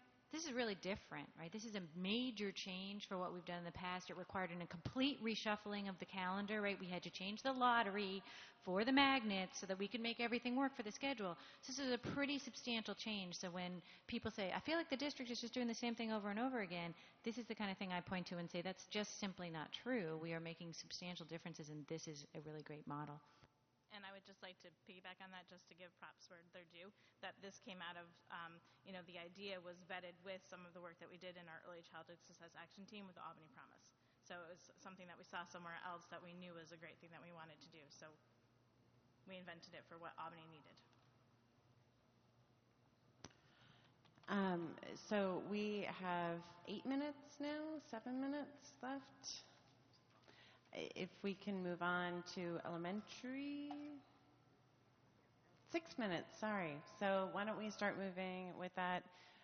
Board members, please be brief. So I have a short question, which is, this is a totally new model for us as a full-day model, and the enrichment activities in it, and I want qualitative assessment of whether that was a good move on our part, whether you got, and then quantitative sense of whether that increased attendance and participation and saw kids all the way through, since it was full day and the enrichment activities were part of the program. Well, that was one of the things that the board asked for, the board had asked for a new program. So the superintendent gave you a new program. The morning part of the program was just so you can get a picture of what it was supposed to be like, or what it was like. In the morning, they received the academic portion of it, and in the afternoon, they received the performing arts. In that afternoon piece that we never had before, which this was a full-day program, The parents seem to like the program. The kids seem to like the program. Bridget mentioned, one of the glitches that we had was not being able to hire people who had that area of expertise. So for next year, we're looking at what we already have in our district. For example, like computers, that would be something that we'll try to implement in our program because we didn't have that in the summer program. That would have been easier to hire people for, to teach STEM, to teach computers as opposed to Dancing with the Stars. That was sort of a challenge for us. So we came across some barriers with APSTA where we had to hire certain teachers. So I want to make sure that I'm answering your question. You were asking if... Yeah, I think my real question is, it's always been my perception that part of the challenge of elementary school program was that it was a half-day program. And that doesn't really work for working parents, right? It's how do you deal with the half-day? And so part of the goal for the full day was to provide a viable way for families to access this program. And I'm curious to know whether that is actually true, that our perception that a full-day program would be more palatable and feasible for our families, whether that proved to be true or not, because that was the hypothesis, but I don't know that we have any evidence that that was in fact the case.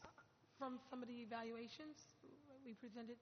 I think that's all we have right now is soft data from the people who participated, but I think we can anticipate other ways to gather that information in front of summer school as well as from the people that participate. We could do it in both ends. Yeah. Attendance. I would think the attendance would be telling of that.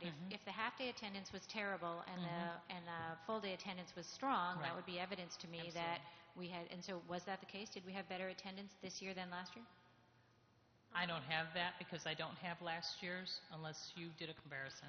Well, I don't have the numbers in front of me from last year, but I do know because I worked through that data that certainly the attendance this year was higher.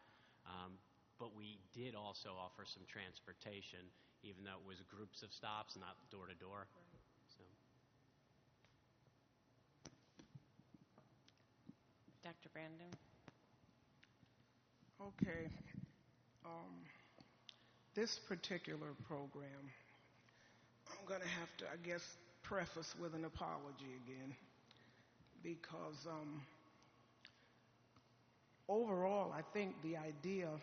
Well, I'm looking, one of the complaints about the prior program was that it was not showing improved academics for students. That was the complaint with the prior program, elementary program.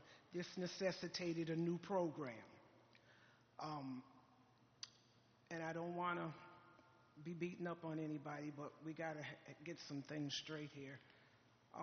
This program was new, introduced, implemented, but I'm going to tell you one thing. From the time this program started till it finished, my phone rang constantly. My phone rang constantly. This particular program, I guess all I have to say is let's give it another year to see if you can iron it out and get it in a little better shape, because as far as I'm concerned, it ran really rough this year. As I guess most new programs would. I got 4 bullets here. I don't even think all schools, was SA included in your program? No, it was not, because of the SIG grant. They did their own thing.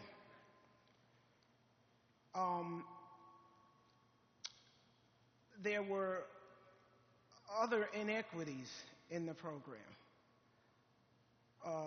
Certain schools were given materials and other schools weren't, and I guess the reason for this was because the Arbor Hills and the Giffins had after-school programs with the Y and the Girls and Boys Club, so they weren't given some of the nice things that New Scotland and Eagle and some of the other. We can't have that.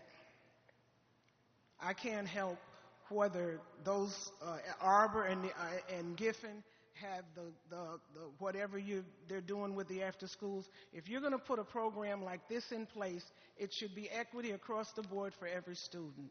Whatever you're bringing in, nice new shiny cameras for after school, whatever you're doing, all the students should get it. We can't lay back on that excuse. The other thing, one of the other things was this is by choice. This summer school program is by choice. You had 563 students. Of course, that brings about my personal problem with students that are behind or lagging, whatever level. I don't think summer school should be by choice. I think they need to be in summer school. That's my own little thing, though, but I know that isn't our policy right now.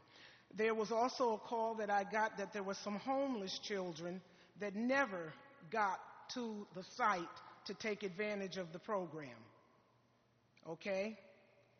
And, you know, this one was a rocky road. It has the makings. I've read through it several times. The way it's set up, the way it's structured. I also, you know, the enthusiasm from some of the folk that were involved with it was just not even where it should have been. So I can't give you a whole lot of praise for this particular one. You know, it needs to be, a whole lot of work needs to be put in there, and it's the sooner the better, because it has the makings, but it ran very rough this year. There was no need for my phone to be ringing on and off the entire summer with problems with this particular program. I appreciate the effort to do better than what you were doing before, but didn't make it this year. Hopefully, if you do whatever now, why isn't that one up there? Whatever your next steps are, the application process, I think that was a little off, because on some of the schools' applications, you had one thing for the afternoon program, and then on the other one, you had nothing. I looked at some of those applications. That had to do with some of the calls that I was getting. Now, maybe you can explain it away. I don't know, but I don't think so. We need to be the same across the board with this program. Equity across the board, because I don't want to get calls from parents. Well, how come they're doing this over to that school and my kids aren't doing it? We can't function that way, okay?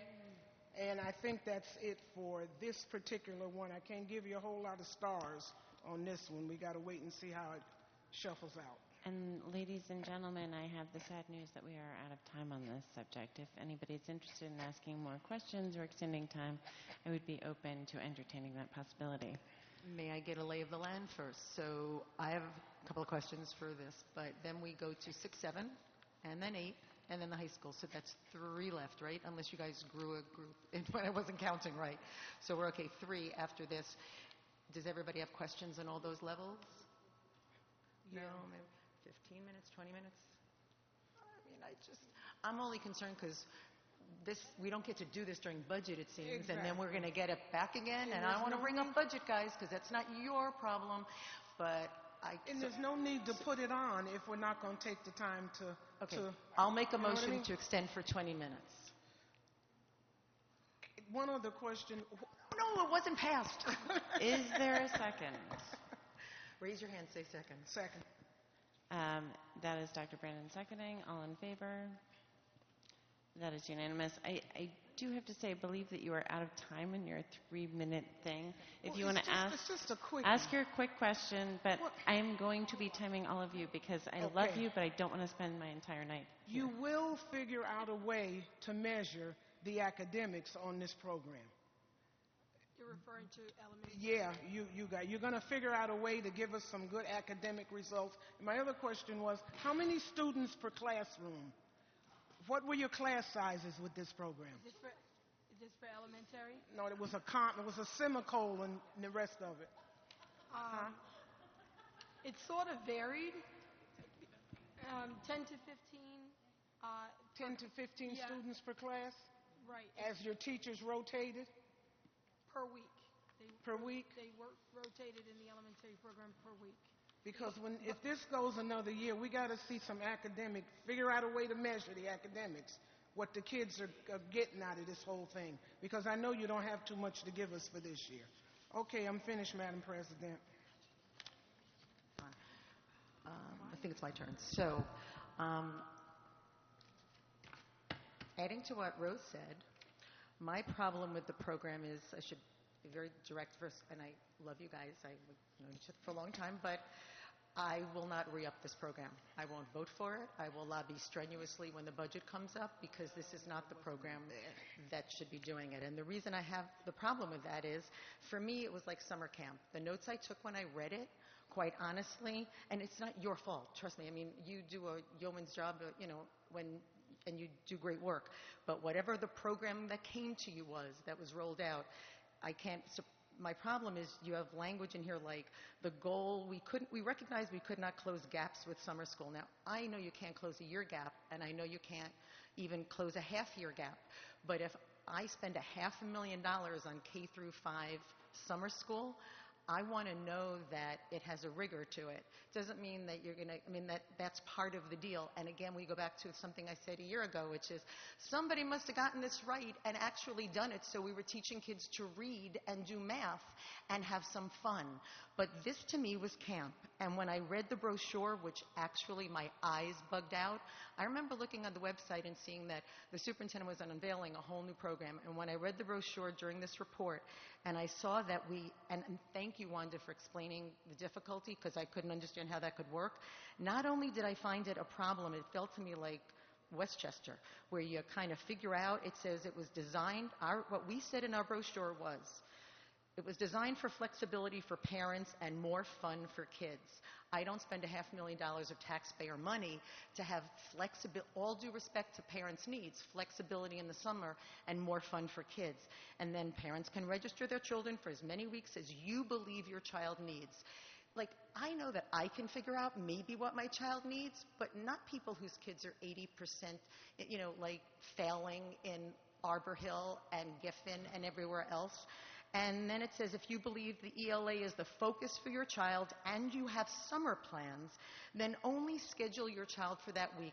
And again, I will just tell you, my note at that point was, it feels like this was written for the Gold Coast of Long Island or Larchmont or Rye in Westchester. We are working with parents who need us to help them with children who need time in the summer so that they don't regress and that they maybe can do some catch-up. And until a summer school program comes to me where it has been shown somewhere else to actually do that kind of work, I'm not spending a dime, and I will be very, very vocal about it. And again, it's not for you, it's for the staff at Academy Park. This isn't the program. This was like a PR piece for me. We're a great district, look what we do. But that's not what we need to do here. We need to be teaching children to read and do math. End of the same old dead horse. Moving on to 6th and 7th grade. Do we have any questions?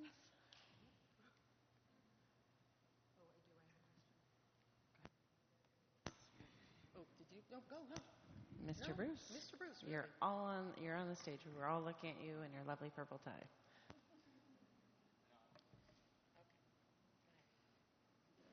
I may not.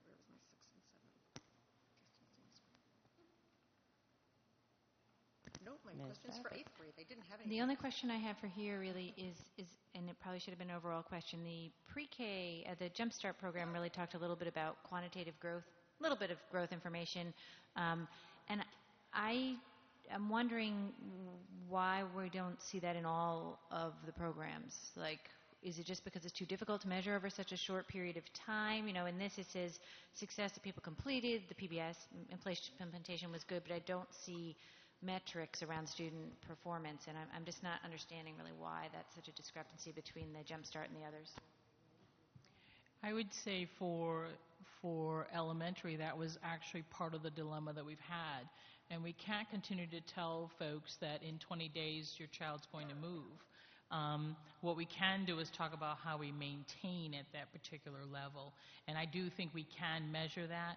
I think our difficulty really at the beginning of this was getting that information in our hands, especially at the elementary level. But I think if we plan this a little earlier and move forward, I think we can have a little better picture. The other dilemma is we can't measure NWEA then, of course, until the fall iteration. But in the fall, then we should be able to say summer school. Kids who went to summer school did this, and kids who didn't do that. And last year, are we going to get that? Because we did ask for that last year. I don't think. Well, we really no, you got it last year, and what we discovered was the kids who went to summer school did worse than the kids who did not. And so that's counterintuitive to... But did we ever get I think the thing that I'm thinking of was that similar students, right? Like I would expect that students who don't go to summer school would do better than children who do go to summer school, since we select our most challenged students to go to summer school. What the more interesting thing to me would be children who were selected to go to summer school but chose not to go to summer school as a real cohort analysis.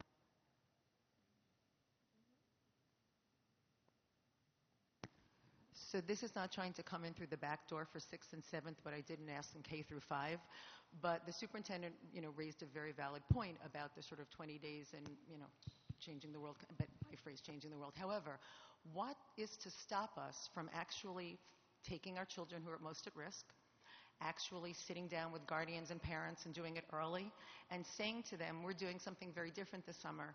You give us your child for 4 days, a full day, and what we're going to do is we're going to have the tutors in place, kind of that stuff I mentioned back during budget season last year, where they are actually reading specialists, and they are going to work 1-on-5, 1-on whatever, and again, we can't do everyone, but we take a group of children who really need this so that they're not so much further behind.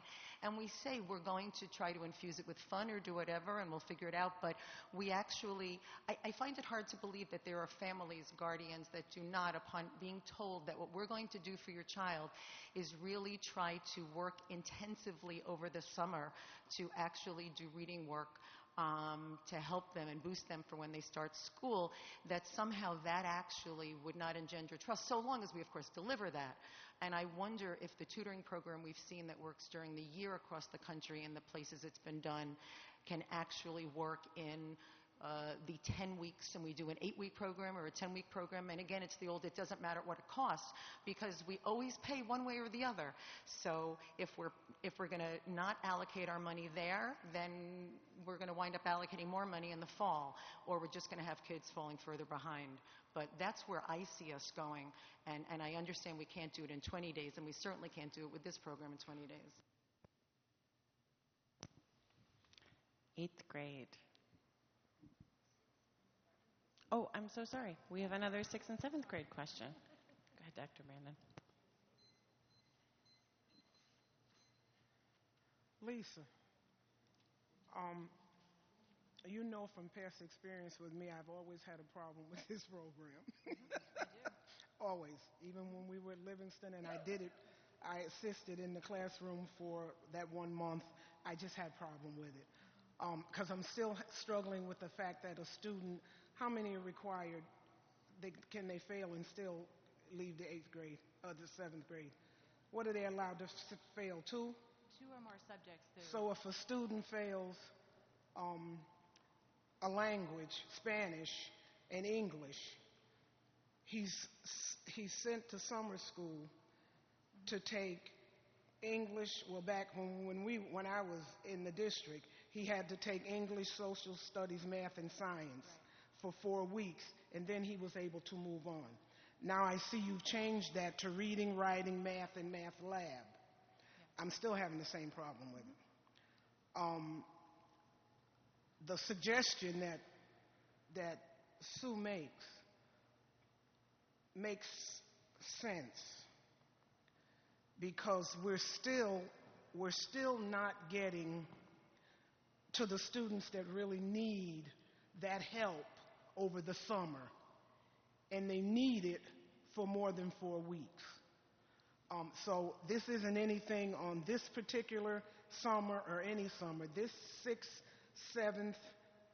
and 7th grade program, I just have had a problem with it, because I don't think it really meets the need of that particular student when there's so much more that needs to be accomplished. Does the whole thing need to be revamped? Yes, it does. I said this last year at budget time. I've said it practically every year that I've been on this board. This and what are you measuring what they accomplished by at the end? Tell me that again. What are the academic measurements when they're done? What's your assessment? Well, the students did a pre-writing assessment, and they did a post-writing assessment. They did a pre-math assessment. They did a post-math assessment. So we have the students did that work. They were mirrored assessments. So they did that the first day of school and what the last was the week of school. overall The overall was that they made a lot of, remember, they're coming very far below grade level, right? And they're coming with behavior, they're coming with a lot of issues. So the students in their writing made a lot of gains from the first piece of text to the second text in the writing piece. Are they proficient? No, but they've made gains and they've understood some of their skill sets. And in math, the same thing. And by having 2 math classes, they were able to get an additional math piece. I don't disagree with you that going for math and ELA, however, that we have 5 weeks, and again, difficulty getting staff, and to extend it over more than 5 weeks, it will be a challenge, but I don't... And what we're basically doing is moving those students on when they still haven't really become proficient. Really. They've made some gains and some strides, but they still are not where they need to be. And 5 weeks, that's a very difficult task. And so I'm still saying that whole program needs to be overhauled. I don't know, and I can't tell you, I could think about it and give you some suggestions, but something needs to be done with that one still. It's still not meeting the needs. The results are not what they should be. I'm sorry for that one. And it isn't a reflection on you because it hasn't been where it's supposed to be. But I do see those students in the hallways, Dr. Brandon, every day, and they remember what they were taught in summer school. They reflect on the teachers that they met in summer school. They have the teachers in their classrooms right now, and it's making a big difference for those kids. We have a teacher who's... So I agree. And I want you to stay encouraged. Right. But I also want you to remember in the other part of your mind, we've got a Hackett Middle School that's in receivership for 10 years of failing and struggling. And it's that kind of thing. I'm sorry. I don't want to be harsh with this, but we got to see it the way it is, not the way we want it to be. Right now, that's not working. And it's years, a culmination of this that's gotten Hackett to where it is right now. So I'm finished on this one. You can move on. 8th grade. Anyone for 8th grade? The bridge program you're on right now? You want me to go first with a quick question that's not conceptual or complaining? Yeah, this is just, I don't understand one thing. Mine isn't I know complaining this is either about bridge. So the one thing I just have a question about is, and I feel like this is coming out like a riddle, and I don't mean it to be. So if 76 students, and really, do not, you can insult me because obviously I read it wrong. Yeah. It says that there's 76 students, and then you go down to the ethnicity, and it says that there's 30 students. What am I missing? Thanks, Ellen. It's like right in the beginning. Right, it is. And that's where... So I totally apologize for being thick about this. And this is the data that we got at the last minute. So my guess would be I would have to actually look into that. So we're just missing ethnicity data on some people. Thank you, because I read it several times and kept thinking I'm missing. And then the last kind of dummy question is, it says you had 6 teachers, and then there's 5 bullets under it. So you had 2 of one, even though it didn't say it? It says 6 teachers, and then there's 5 bullets? Right, so we had the Apex teacher, English teacher, math, freshman orientation, and special education. And that's 5, but it says you had 6. So you only had 5. And the only reason we care is because it has to do with budget, when we talk about what things cost. So thank you, that wasn't meant to be a test. Sorry. I apologize. Dr. Brandon. Actually, this was the second program that I was quite impressed with. Only thing I'd like to see is it expanded. I think it's a great thing to give those kids that experience before they go into the 9th grade. And the one thing I read in some of this stuff, I got so much write-ups here on this particular one, but the students, I think you said on one of those, and some of this somewhere, that you were thinking about taking it out of Albany High School because of people stealing bikes and stuff and all that. But I think you should keep it in Albany High School. That's a nice, exciting experience for those kids. They're getting ready to go in. They get to go in the summer and get the feel of it. And I know you got to watch the bikes and make sure they don't get stolen, all that kind of stuff. I understand that. But this program, I just wish more students, because this is for both of the middle schools. This is a bridge for both of the middle schools. Those numbers are very low when you consider the number of 8th graders that you got going into 9. You need to be seeing, we got 200 and something at each one of our middles. You need to be seeing at least 250 kids in that program.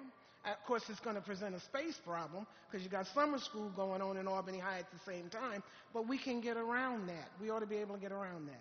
But I was impressed with this program. It's much needed, and I'd like to see it expanded. Good job. Keep up the good work with that one. High school. Sorry, Mr. Bruce.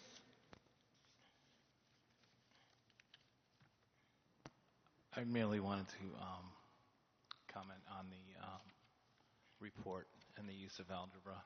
Just thought that was cute. Just to, not to throw a wrench in it, but I did read and understood why you wanted it at the middle school, so I was going to point out to Rose, so maybe we can get a sort of a compromise down the road when you're doing this for next year, is the idea of going on Fridays, which you raised as a way of bringing them into the high school. Maybe that can be part of your behavioral plan.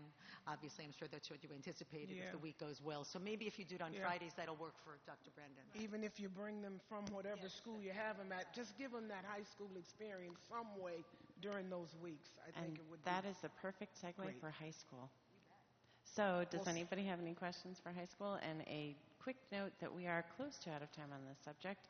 So let's see if we can use it. Miss, I did just one, Janet Escada Lavoie. I think you're doing a good job considering all you have to do. But please don't let us have any more classes with 41 kids. Whatever you have to do to change that. If it's ring every last one of our telephone numbers on this board, if it looks like it's moving in that direction, it's up to you to stop it. You're responsible. Don't let us have any more summer school classes with 41 kids. But you've got a tremendous row to hoe with those kids trying to get those that didn't make graduation out and all that. So stay encouraged, but please, no more 41 classes, okay? Thank you, honey. So, yes, Janet, I was honored to be at high school graduation August this year for the first time because I'm usually not around. And you do an amazing job, and your rapport with the kids is exceptional. Tanda and I were able to be there. She spoke, and Rose was there. So I just have a couple of comments, suggestions about it, and let me start with the one that I have a question about. And that is that the disconnect for me on the report, the only thing that's a real serious disconnect for me is when you have on the document that's the report, you have the list of those students who pass and fail a course. And then when you go to the separate document for regents, you have those who fail or pass the regents. And I'm going to try to remember it. I tried to get one example, but as you know, it's not just one. Right. So for like living environments, if I recall correctly, 11% of the students pass the regents in August after summer school. However, like 2/3 of them, maybe high 60% of them or something, passed the course. Right. That disconnect means either, boy, those regents in August are real, boneheads putting out, AP level exams, or we have a real disconnect of rigor and grading in the classroom for summer school. Okay, so remember a story that was told about the high school where somebody was complaining about exams and U.S. history to our acting principal a year or so, and she said in AP, and the kids are not going to get numbers, and her statement was keep the expectations high because you'll see what happens, and I think 100% of the kids scored in the 90s on the regents. So there's a problem for me with summer school. I agree. Is the answer that there are some kids in summer school who are on the cusp and need that extra work in order to pass the regents? And then we have a whole host of kids who are years behind in their skill set of reading, for example, and math. Okay, you're nodding yes. So here I segue. This is a great flow here into my last point, which is my suggestion. Again, for summer school, I really, really, really, really wish we had two groups. We had the kids who need that extra work in the summer to pass the regents, and then we have the kids who, for no fault of their own, it's almost a crime for them to have to sit for a regents exam when their reading level is below. It's like the SAT routine that I yell about not being diagnostic in 12th grade. So in that sense, I would like to see next year possibly, and I've talked about this before, I don't know how it would work with teachers' contracts, but Robert Bangert Rounds has talked about the reading specialists that they have there and the students there. And why not, we're talking about community, right? At the receivership at the high school, we talk about creating a community school. They're supposed to be starting that wraparound process is what they. So why not try to work with SUNY? So for summer school, you get real college student tutors in, trained in reading specialty work, and we don't make kids set up for failure like you stunk during the year. We're going to put you in summer school, and you're going to fail again because you don't read at a 11th grade level. That's my suggestion wrapped in. Robert Bangert Rounds is amenable to talking about this, and maybe something can be worked out because tutors do not have to be. It's a different ilk. It's a very different ilk. And I don't think we can have one summer school fits all. Sorry, guys. I'm so sorry, board members. I spoke for everyone.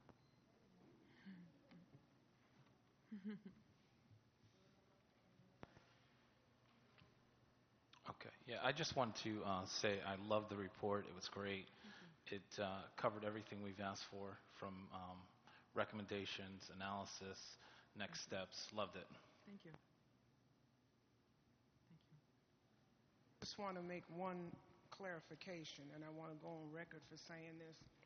A little earlier, well, you heard me say earlier, me and Ms. Adler agree on some things and some things we don't. She made a statement that with the new program for the elementary, I want to make sure you're very clear with where I'm coming from. She said that she did not blame any of you. She mentioned Academy Park and the cabinet with some of the things that she finds wrong with the elementary program. I want to flip that. I still feel that program is commendable. That's a noteworthy program, to have academics in the morning and let those kids relax in the afternoon. But you know what's key? You can bring any program in you want to for elementary, but if this group up here that has been given the charge to implement that program does not do it thoroughly and with enthusiasm, that they want it to work and not condescending toward where it came from or who brought it, it's not going to work. So I would never blame all of it back to Academy Park and the cabinet. Some of that responsibility lies on who it's been given to implement it. And you've got to work together cohesively, positively, with a positive attitude to make it work. And I'm saying that to the group that was given the charge to make that work.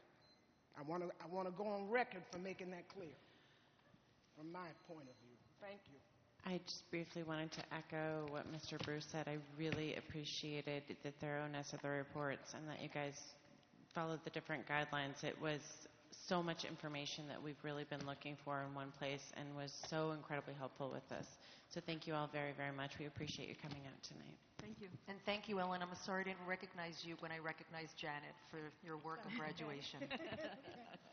Thank you. Next up, we have the high school project.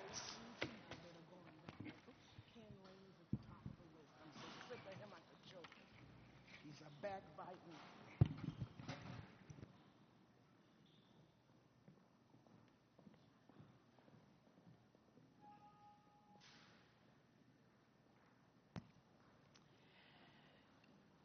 As we get set up, we wanted to have a public discussion around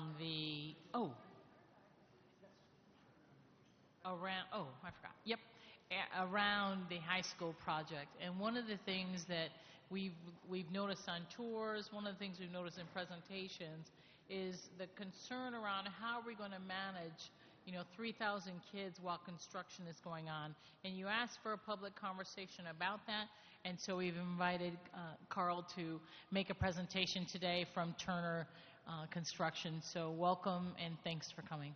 Thank you. So I will take a complicated process and I'll put it into discussion for a couple of minutes here, really just to give you some background onto some of the things that we would do planning a project like this. As I think we've discussed in many meetings, it's not really defined. We know what our concepts are. We know what we're looking to do. And until it is completely designed and all the components and parts are there, that's when very detailed plans will be prepared.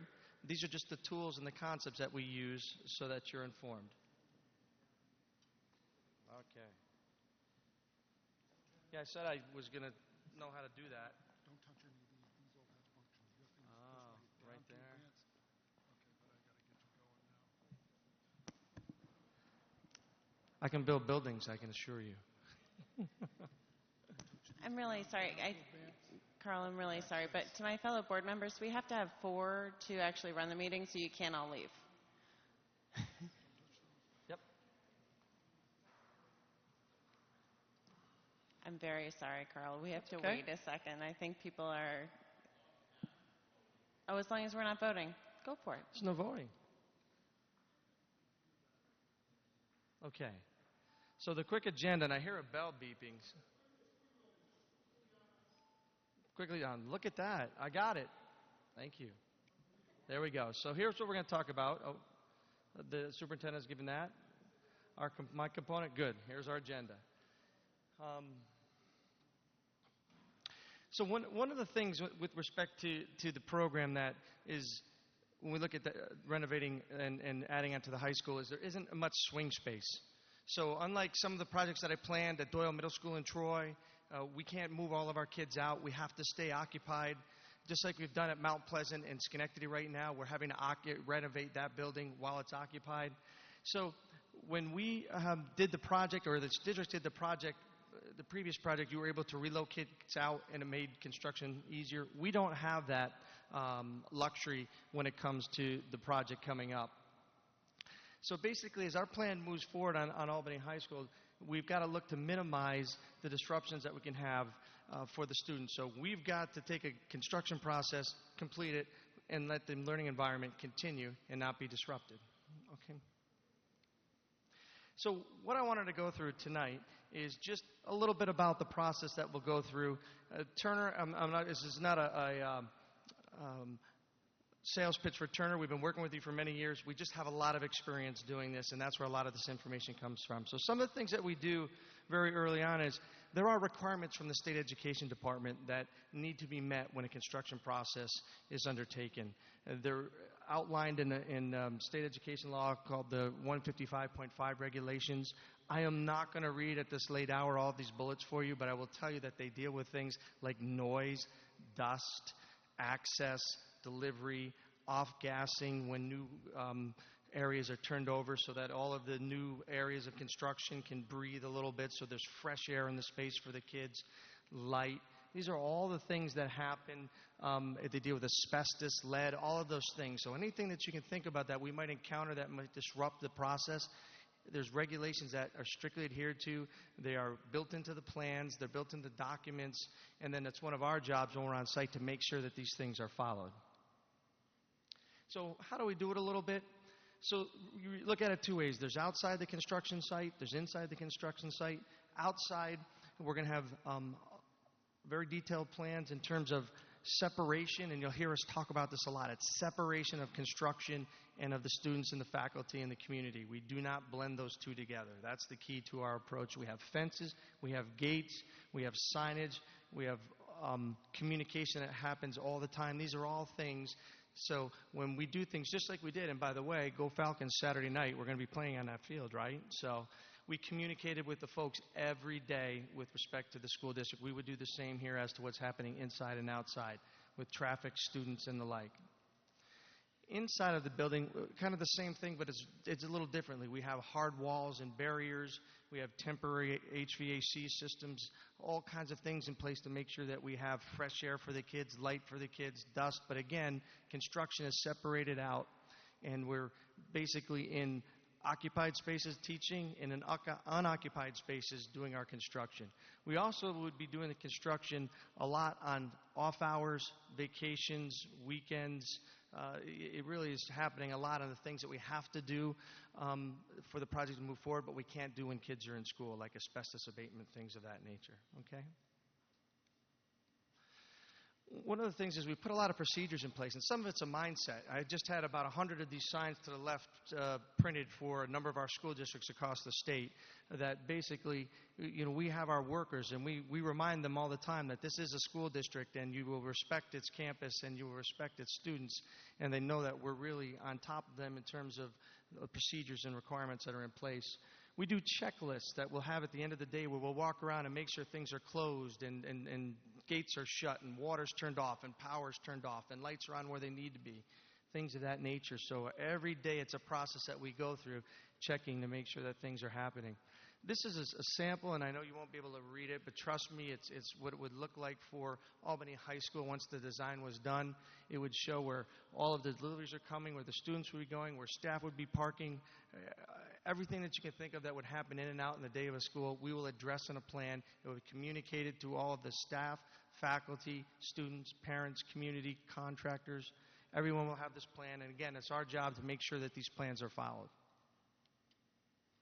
So the last slide that we have up here really is just some of the things that through the 220 school districts that we've worked with across the state is all the things that we learned. And this one I will go down real quickly because it's good for you to understand that we always keep the fire alarms. You never take the fire alarms down. We always have fire alarms in place. We have redundant systems. We keep the PAs going. We keep the phone system, bell systems, all those things. We make sure electrical panels are de-energized in areas that they shouldn't be energized. We walk through with the emergency department, with Albany Fire and police to make sure they understand the status of the schools in case there's a problem. And they can come in, they know what the construction site will change all the time. So it's important that emergency personnel know what the site is like at all points in times. We'll have protocols in place. If something does go wrong, who gets called, where do we go, how do we contact, where do people meet, what happens. So all of these, we actually even do extra fire evacuation drills just because of the construction. So when we change the pattern around a school, we'll then have drills to make sure that we know where we need to go. HVAC systems, dust, all those things that we talked about. See, there's a number of things that we do when we're looking at constructing in an occupied school. But just let me leave you with this. Remember, separation, that's the key thing somebody asked. They will keep the kids and the teachers and the faculty separated out from construction at all times. We know it's in 4 phases. First phase is really additions. We move in, we go back, and then we start building our new classrooms, and we go back and we renovate the towers in the end. Very simple concept. Any questions? But I thought at least I could give you some of this background in case those in the community might come up and ask you from now until the vote time is, what goes on with construction and what do we do? Ms. Savage? I appreciate that because these are the questions that we're getting all the time. And so the question that I still don't feel like I'm fully prepared to answer is the ones that are not physical separation. So that's dust and noise. So do a better job of educating me about how we protect our students in our classes and make sure that they can be educated without dust and noise. So the first thing we have is that we do have noise meters for the 60 dBA requirement. So, and believe it or not, it's not very loud in terms of the noise. So we communicate with the contractors as to the times that they can and can't do certain activities. And we do have our noise meters, and if it's above the requirement, then we will cut them off. In terms of dust, we have what we call a negative air containment. So basically, we put negative air machines in, so it's a negative pressure system. So if there is dust that happens, it doesn't escape the work area. It goes through this filter system and goes out. So that's what helps us control the dust inside the school. Anyone else? I just wanted to make a couple of requests, and it wouldn't necessarily be from Carl, but this is something I actually have been at several presentations, and at a recent one at one of the PTAs, a parent had gone to the town hall where Carl spoke about a lot of this information. And this parent actually talked about how valuable that was because he went into that town hall very concerned because his child is younger but would still be in the school where there's some construction, and left that feeling really very confident about what would happen while the construction was in place. So I don't know if it's possible to put this PowerPoint up or something like that up so that people can find it if we have a section on the website that we can actually share this information directly with people and maybe even incorporate it in little bits of it into the presentations that we're giving, because there's some really good information in here, and it definitely gives you some peace of mind about, because there, let's face it, construction zones and classrooms don't always go together, unless, of course, you're learning construction, in which case it would go lovely. So that's just a request on that. And thank you very much for staying late tonight and going through the whole thing. It's very appreciated. I did miss one quick point. There is a health and safety committee also throughout construction that has representation from, faculty, and we put this together as a team, and that helps communicate any concerns or something that's happening without. So it's a makeup of anybody that wants to be in it, but there's people that need to be representatives from the school, from construction. So that's another good thing to keep in mind, because that helps communication. If that could be added to this information when we put it wherever we put it, that would be great, because I know that would go a long ways in our community as well. Okay. Thank you so much. Thank you.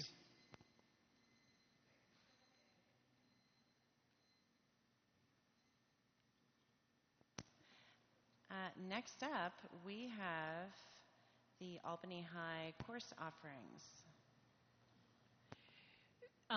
Ms. Ghetto was going to be here to present this, and she's ill and is unable to attend. I believe if you refer to the letter to the board for those new courses, she talks about how they are either a pathway or related to equipment that has been already allocated. You will notice almost immediately that these courses are lined up and tied directly to the themes, as well as ensuring that for our students with special needs have the ability to earn a credential. So beyond that, I know what I've discussed with her, but I would be remiss to say that I don't have those details, which is why she was invited. But at least behind this memo, you have the details of the courses and the work that's being proposed.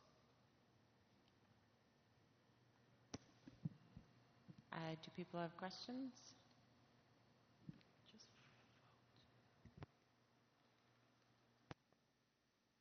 The only one I wanted to ask about, which I don't know, Dr. B, if you have the content expertise, is career exploration. This is an ongoing question about how we're doing career exploration. And in the document that I got, unless I've lost something with our new process, I don't feel like I fully understand what's new about this, what's different, why are we looking at this? Is it not the same as career exploration before? It's called Career Exploration Internship Program. So I don't really understand how this fits into what we were doing before and the whole conversation about how we prioritize resources around career exploration. So that was the main question I wanted to ask. Go ahead. That's what we like.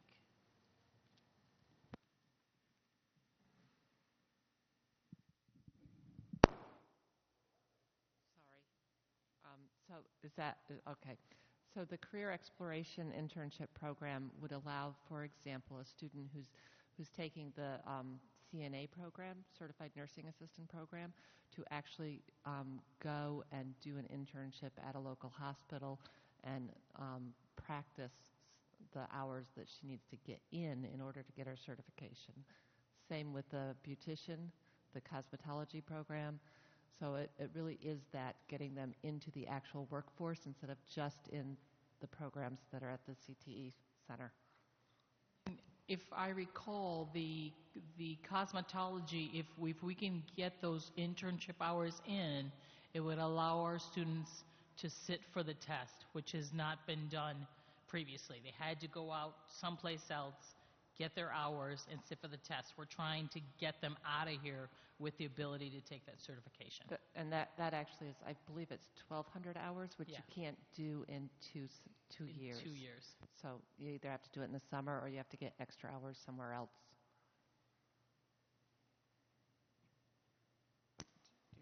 Do you have any questions? Do you want me to go? You can ask. I don't know if There's usually, when we get the course descriptions, there is a financial attachment to it. We know if there's any added people we have to hire, anything like that. And I don't see anything attached to it. So even with the, there's no FTE in there. There's not, so I don't know. I mean, it's difficult to make. And then there's one with the career. Maybe somebody else. I might have missed it with the board docs, but I didn't see the attached page. So it says needs. Please see attached, but I didn't see the attached. But I didn't find anything with money, and it just. I understand that it's different timing, and I also understand that we don't really have a lot of options on when we're voting on this, and I understand that it was, new leadership, and we're finding a different path. I fully appreciate accidents happen, but there is a budget decision with this that in the past has always been present. So at least when we, in the past, were making these choices, knew that it would cost a certain amount. Now we're kind of flying blind. Like, we don't know if this has any budgetary implications. So, yes, I recall last year the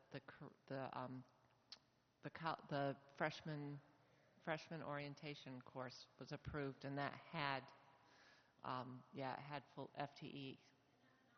Not all of them do. Some of them, it's kind of working into what's already there. So, but it's good to know when they do. Yeah, I apologize that I don't have that information. I just told Dale I would do my best to field any questions. What?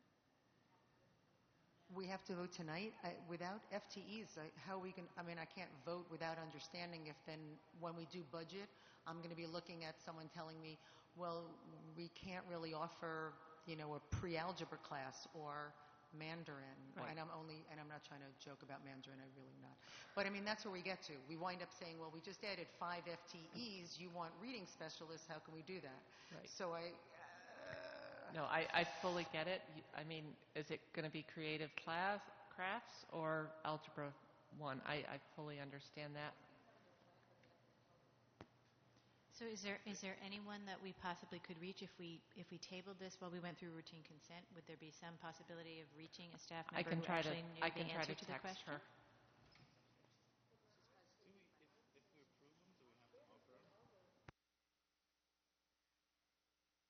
Wait a minute. Mr. Bruce has a valid question which we have to explore before we bother poor sick Dale. Which is, if we approve them, do we have to offer them?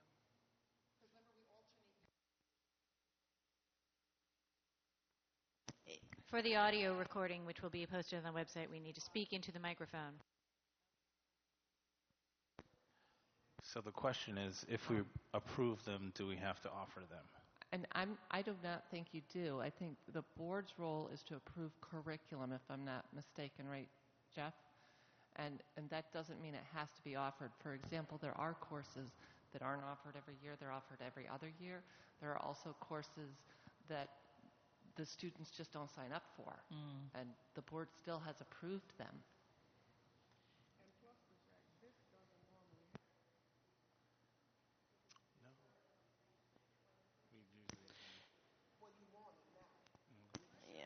Yeah, it was. Yep. It definitely did last year because when the board, which I was not on at that time, approved the new freshman year course, it may not have been on that sheet, but right, I don't know, I'm not talking about form, I'm talking about in content. The board knew how much money it was going to cost before they approved it. So, yeah, I mean, is it something where, because what I was told is that they're printing the new course catalog, so there wasn't a lot of wiggle room with this. So to make sure that the course catalog is there in time for all of the children choosing their classes process, which having a child having just gone through that, I think it is important to have that course catalog for our students.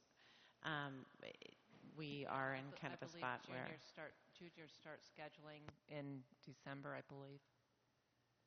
So that's why we're in a position. What I would love to know is, and I guess I would be comfortable voting on, none of these seem to be a high impact thing. So if we can get the information of if there are added FTEs with this, and I would also add, if one of them has a high number attached to it, then to not, I mean, it just, you know, I can I don't think we should. certainly reach out to Dale when she's feeling a little better and get that information and put it in the board update. That would be great. Is anybody else comfortable voting on this? The only reason I'm hesitant is that if it's in the course catalog, children will sign up for it, and then, to withdraw it. Well, It's challenging. it doesn't necessarily have to go in the course catalog if we approve it, is the But I point. thought the point was we were printing the course catalog. Yes, so but we don't have another board meeting for another few weeks. So in between our board meetings, I mean, they can get us the information in several days, and it's... Oh, that was the problem. We're not going to be... Right, we're So not are you gonna be suggesting meeting. that procedurally we would withdraw it by some mechanism other than through a public meeting? I'm not understanding what you're suggesting. No, procedurally, as a board, I think we could direct staff to say, we're approving this Subject to some financial subject limitation? to information, and if any of these classes requires more than 2 FTE or 1 FTE, we can pick a number. It should not be, And so you're suggesting that the motion not be a straight up or down on the content, but the motion should be something like, the board approves this up to a certain number of FTEs or some variation on that. That makes some sense.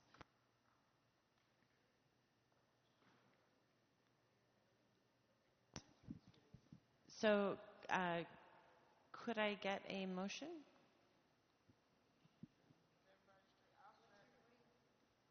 What's the motion, Sue?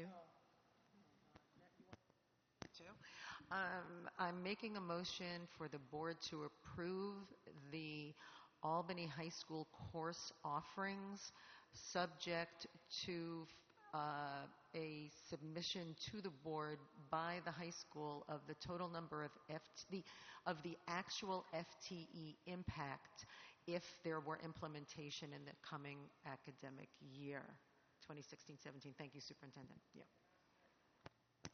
Second by Dr. Brandon. All in favor? That is Bruce, Adler, Farrell, Brandon in favor. Any abstentions? Any against? Savage against. Next up, we have routine consent. Can I get a motion for routine consent? Mr. Bruce, a second, please. Dr. Brandon, are there any set-asides? Ms. Adler. HR addendum number 7. Doing this from memory, I believe that's what it is. Has to do with APSTA stipend rescission.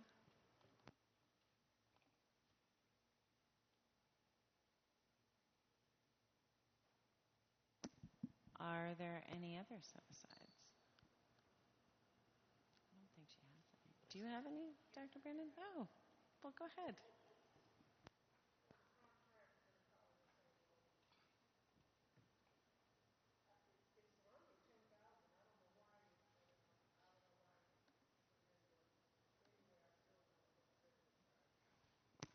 Mr. Bruce. Cornell. That was mine. Yeah, it's not right in the summary. That's the reason I was going to say this. Any others? Yeah, it's a zero cost. Seeing none, all in favor of what's left? That is unanimous. Could I get a motion for HR number 7? Mr. Bruce, second. Ms. Adler. Is there any discussion? Hi, Kathleen. So could you just... Wake up. So she looked right at me. So could you just explain what that means to the extent that it's, not just what you can explain about it? Because I didn't understand what it meant. There's a clause in the teacher's contract that says if there's a change in assignment, meaning adding a course that requires extra planning and preparation, they get compensated for it. When we asked the high school for those names, they sent us all of these names, and then we discovered these people didn't have a course added, but they had one dropped, which meaning there was no planning and preparation, which means they aren't entitled to the stipend. Thank you so much.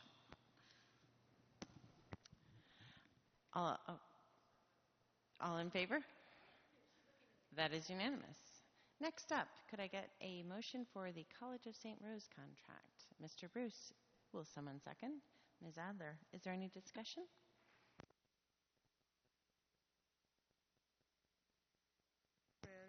Gotta work my computer here. I'll get the mic in a minute. I'm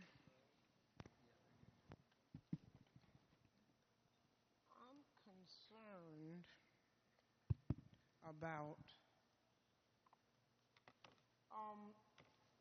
this intern that's coming.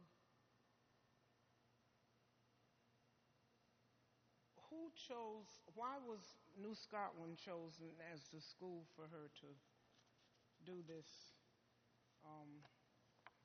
internship at? Does anybody know? The chair recognizes Tonda. I'm so happy I know that. I actually talked with Debbie about this, and the psychologist there works with the College of St. Rose and takes an intern each year. So she has a history of doing this. Say that again. The psychologist that's at New Scotland works with the College of St. Rose and takes an intern each year. So she has a history of doing this. I'm okay with that, but I don't know why the intern always has to go to New Scotland. Because that's where her cooperating psychologist is that she was working under. This intern has to work under that particular psychologist at New Scotland? Yes. She can't work at any of our other schools with any of our other psychologists? No, I mean, it's much like... Is this a personal thing, or is this a partnership with the district in St. Rose? Yes. Or is this a personal thing with Debbie, the psychologist at New Scotland, and what's the deal here? That's what I want to know. This is a partnership with the psychologist that's working at New Scotland and the College of St. Rose. So I guess I'm having a problem with that. So I have a question that the superintendent answered, but I just want to be really clear. It was just because we were talking among ourselves rudely on my part. Rudely, you said? Yes. So the $7,500 payment is the thing that kind of concerns me, because it sounds like... It concerned me too. Hey, right, yes, so you didn't say it, so I'm Yeah, building I'm on sorry, it. but yeah, no, but Judy and I were talking about it also. No, so if someone is an intern... That was part two. Internships, there are paid internships, and there are unpaid internships, as we all know who have children. So why are we paying the internship if the relationship sounds like it's one in which that student probably is getting some sort of credit for? I'm assuming that student is getting credit in some respect for the work, and if so, why are we paying that person if there's a learning experience under the tutelage, in a sense, of this one specific person who's obviously a St. Rose graduate? I asked Debbie the same question, and she said it is a paid internship and always has been. But that I knew was, but that doesn't answer the question. Yeah, No, I I don't know mean it to you. Yeah. So just because we paid in the past, so then the next question is, do we have a need for an additional psychologist at New Scotland? And if the answer is, but for this student, and I don't even know what the student can do if the student's really learning, but if the student isn't fulfilling an FTE component, and but for this student, we really weren't going to be adding an FTE component to the crisis team at New Scotland, I'm not paying $7,500 just because it used to be done. Yep. I mean, not to you, but I'm saying there's so much in the district that used to be done. And so, now that Ms. Adler totally took my question away from me, but I'm not very upset about it because she went right where I was going. She just didn't give me time to go there. Okay? The other part B of my question was going to be, how come we're paying $7,500? Why isn't St. Rose paying the $7,500? And just because this is something that's been done, which is a flim-flam answer from Debbie to you, doesn't mean it's right. Right. Okay? And the other part that she didn't get to, there could be schools in our district that would more need that help than New Scotland. But this is just some of the crap that we get into over the years, and then we wonder why later we in the Attorney General's office, and they're questioning why of the disproportionality of our district. And you know me, if Debbie was sitting right here, I'd say the same thing. I know. So I'm having a problem with this whole, if she wants to pay the $7,500, let her and the teacher at New Scotland. But I don't know why the district has to pay this intern. And I don't even know how much, other than her getting her credit hours, of a benefit this is to the district. You understand where I'm coming from? Absolutely. Please make sure you relay all of that back to her. And I if you will. want me to put it in writing, I will. No need to I'm do not- that. I'm I will not for relay this it. at all. Can I just ask one more question also? How many interns in psychology do we support? Like, is there one at each school, or is there just one at... I believe this is the only one, or the only one I'm aware of. Madam President, if you would pull this, let us do a little bit more homework, and then we'll bring it back the next time. The only piece that is difficult, this is an intern trying to graduate. So we are working through, while we work through this, we can do that. But my guess is that every day and every hour, this intern needs some hours. So let us I do think this, the board and we'll would bring it back. probably be willing to approve it as an unpaid internship where there was no cost to the district right now, so that she can get her hours, if that would assist this student in succeeding with her planned academic career. We would hate to see her not graduate, Right. but perhaps we could approve it as a zero cost for now. I don't know that would it need us to vote even on it if it's unpaid? I second exactly what Ann said, which is the issue is if she needs credits to graduate, I'm not suggesting she doesn't come and work. Open the doors if you're good and someone's willing to mentor you and not be a headache and an impediment at the school. But paying them to come if they're using it for graduation sounds just, we need to go to unpaid internships.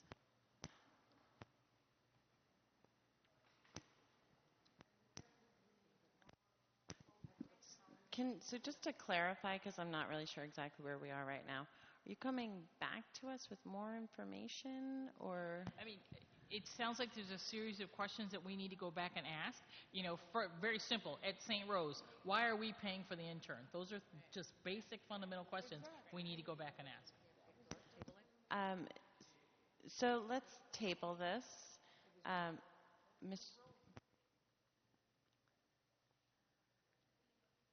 Do we need a motion to table, Jeff? I would like a motion to table. Mr. Bruce. Ms. Adler seconds. Ms. Savage thirds. Moving on. Oh, I'm sorry. All in favor? All in favor. I am getting tired, and these chairs are not very comfortable.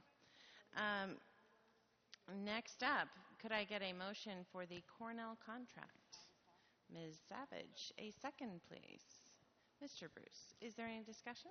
Well, Mr. Bruce officially set it aside. I was going to set it aside as well because it's really not a matter of the contract, but I believe that there is a problem with the item D on our board docs, authorization to enter into contracts, suggests that this is a $100,000 item, but I believe it is a zero-cost item.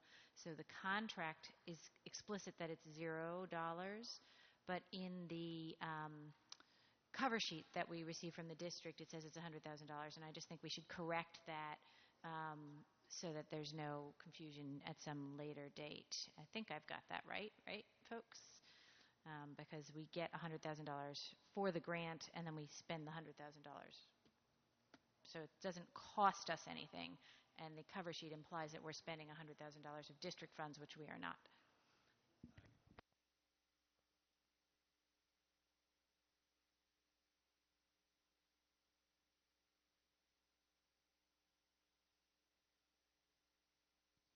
There it is. Yeah, it's reimbursement. That's how most grants are. I'm just reading part of it now, but yeah, assume it's reimbursement. Nobody fronts these all up front.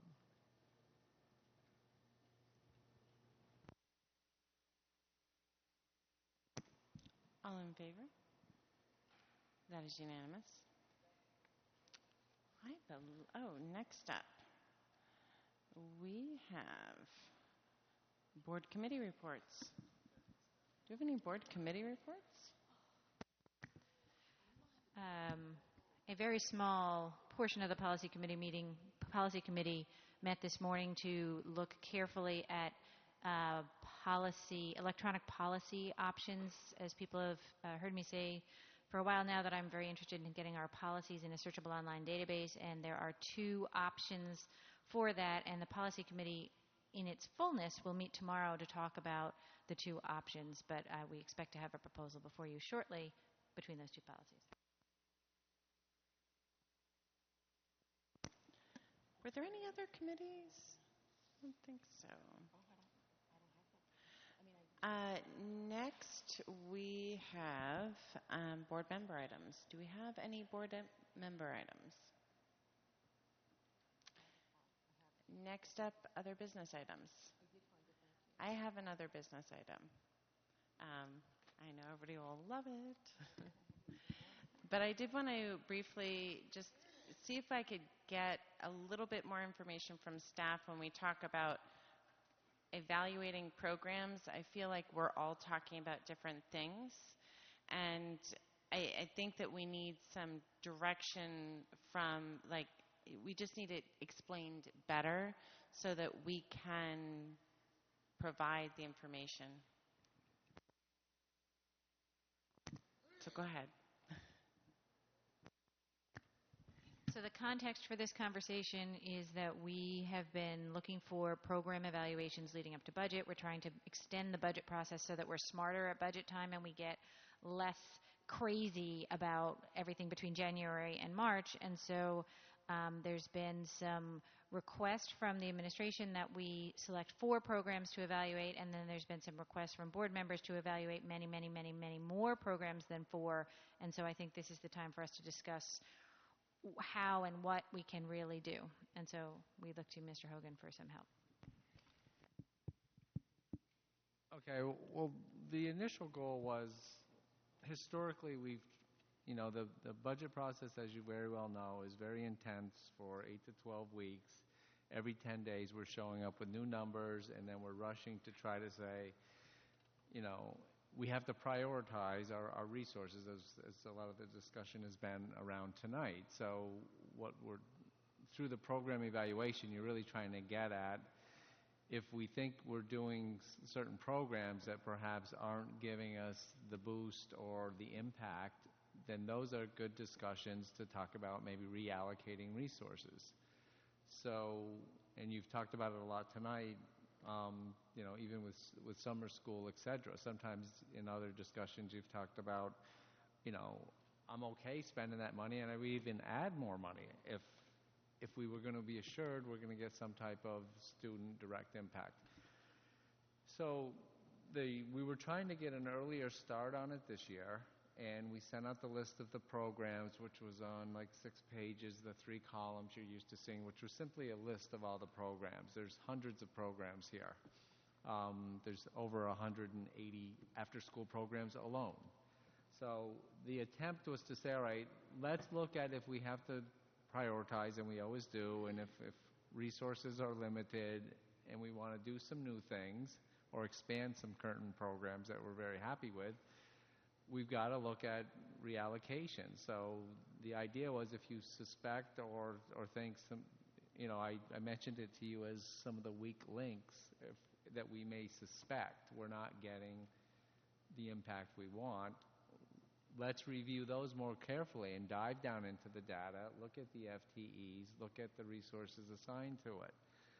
So there's a tremendous amount of work that goes into evaluating one program, but we would look at the board's recommendation. You gave us a checklist of like 10 or 12 things, and draw from that to put together a package. Where is it? How are the kids being served? How's it staffed? A budget estimate, and whether or not there's any data on any impact or results. And we all understand in this business, there's 100 variables every day on every kid. You can never do a direct link on a program. So that's the difficulty of this business.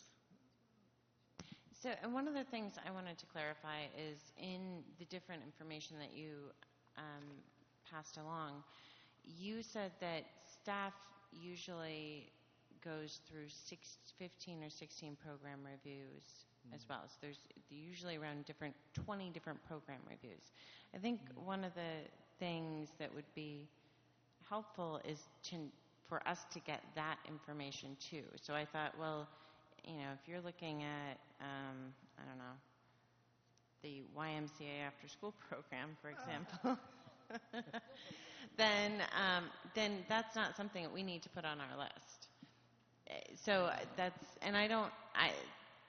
was one of the reasons why I was looking for clarification, is because I think when we're talking about this as a board, I feel like the budget focus should be slightly different. It should be, if we're doing a program review during budget, it makes sense that it would be slightly different than another program review. It's still going to have a lot of pertinent information in it, but it wouldn't necessarily be the same as going through a full, in-depth budget review.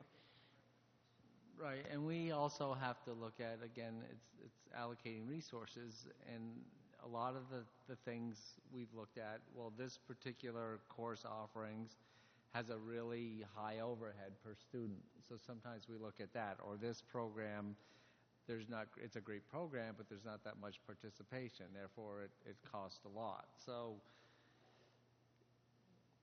we actually look at stuff also maybe sometimes from a slightly different angle as well as the same angles you're looking at. And staff just goes through and looks at, in our cabinet meetings we'll discuss, well, why don't we look at some of these programs? And a lot of them we've looked at. I mean, a lot of times similar programs keep popping up. If you get into a resource-heavy thing, it's like Chinese, and we've had those debates and discussions, and the district wants that, the community wants that. So sometimes you say, okay, we've already explored this, we've gotten a clear message back, that's probably off the table, let's look at something else. There's been a lot of discussions about, we have an extremely rich music program in this district, probably richer than most suburban districts. And we've heard loud and clear, regardless of what that costs, or if it's a question of third grade private string lessons versus a reading teacher, we've heard loud and clear the music is a high priority in this district. So we've looked at those things, and we'll continue to look at those every year. But there's different, we'll look at some things from different angles perhaps than maybe you would. But we look at what you guys are suggesting, and then we also internally say, what else should we be looking at? And I think one of the pieces that we wanted to do was, even though we're in the middle of grade configuration, new high school, and all those pieces, we wanted to have you walk away in the December holiday with 4 reviews or 5 reviews completed, so that you had that prior to the opening of budget season in January. So that was one of the pieces that we're trying to do, and we just need you to land on a variety of programs that you want to look at. And my assumption is summer school is one of them. That's been the conversation. So that might be one of them. I don't know what the rest are, but that's what we're attempting to do between now and the end of the December term. So I have 2 things. One, I just want to be careful that we haven't mischaracterized any board meeting I've ever seen where there's never been a direct question of, hey, you could have more reading teachers if you gave up private string lessons. You sure you don't want that? I don't remember that ever happening. So that may be the perception within cabinet that would be a choice the board that would make. I'm not entirely sure that that's a correct perception if it were phrased in that exact way. So that was not what I was going to say before, but I felt like that was a very sort of a straw man example that needed to be touched on. So my question is, when you look internally at those questions like you were just raising, like cost per student, those kind of questions that you're addressing, do you have a quick and easy spreadsheet that says this program yields this cost per student, or is this more of a qualitative from experience, hey, somehow in the back of my mind I magically know that this doesn't feel right, so I'm going to look deeper at this? Because I think what Rose was asking for is a list of all the programs and what they cost, right? And that, that seems like something we should have, and I recognize that nothing in life is as easy as it should be, but that sort of sounds like you actually do have some sense of what those overall costs are for these programs, because those are the ones you look at, but it may just be that it's sort of the professional experience that gives you the insight into that to know to look there. But if there is a cheat sheet about that, that's the kind of thing we'd like to know. Yeah, there's not a cheat sheet, because the only programs where we are required to is if it's a grant program, we are required to track it by program cost, staffing, benefits, supplies, contractual, etc. Unfortunately, everything in the general fund, we're required by the State Comptroller's Office to not keep track of programs, but to keep track of functions, so instruction. So we have 1,000 of those codes. So for example, if you had 400 programs, you would need 400 account codes just for K-3 teachers. And you need 400 more account codes for the 4 through 6 teachers. So you'd end up with thousands of codes. In the end, no one would even be coding things correctly, because they'd be looking at encyclopedias of account codes to try to pull one out. So in everything, the way we track everything by function actually ties directly to our state aid filings by account code. It says, pull this account code and put it over here to claim your state aid. So that's why it's dictated that we have to keep our financial records that way for the general fund. Of course, my mental database says, well, why can't we have a second field in addition to the account code that's the program to which this expense applies, that is sort of like our books of how the programs are allocated within the instruction. And I'm not suggesting that the money is a different amount, but that each expenditure really does have there's two pieces of content tied to each expenditure. One is what account code does it go to, where does it fall, and the second is what program is it part of. And those are two both important pieces of information in understanding expenses. And I'm hearing you say that sadly it's not done that way, but I'm kind of pushing a little to say we don't actually need more account codes, we just need another column when we enter an expense where we also enter the program, and then we can add up the numbers a different way. Well, even if you just look at your HR appointments every month, 100, 200 people are moving a month. So that's just a full-time job, just keeping track of Susie's now over here doing this.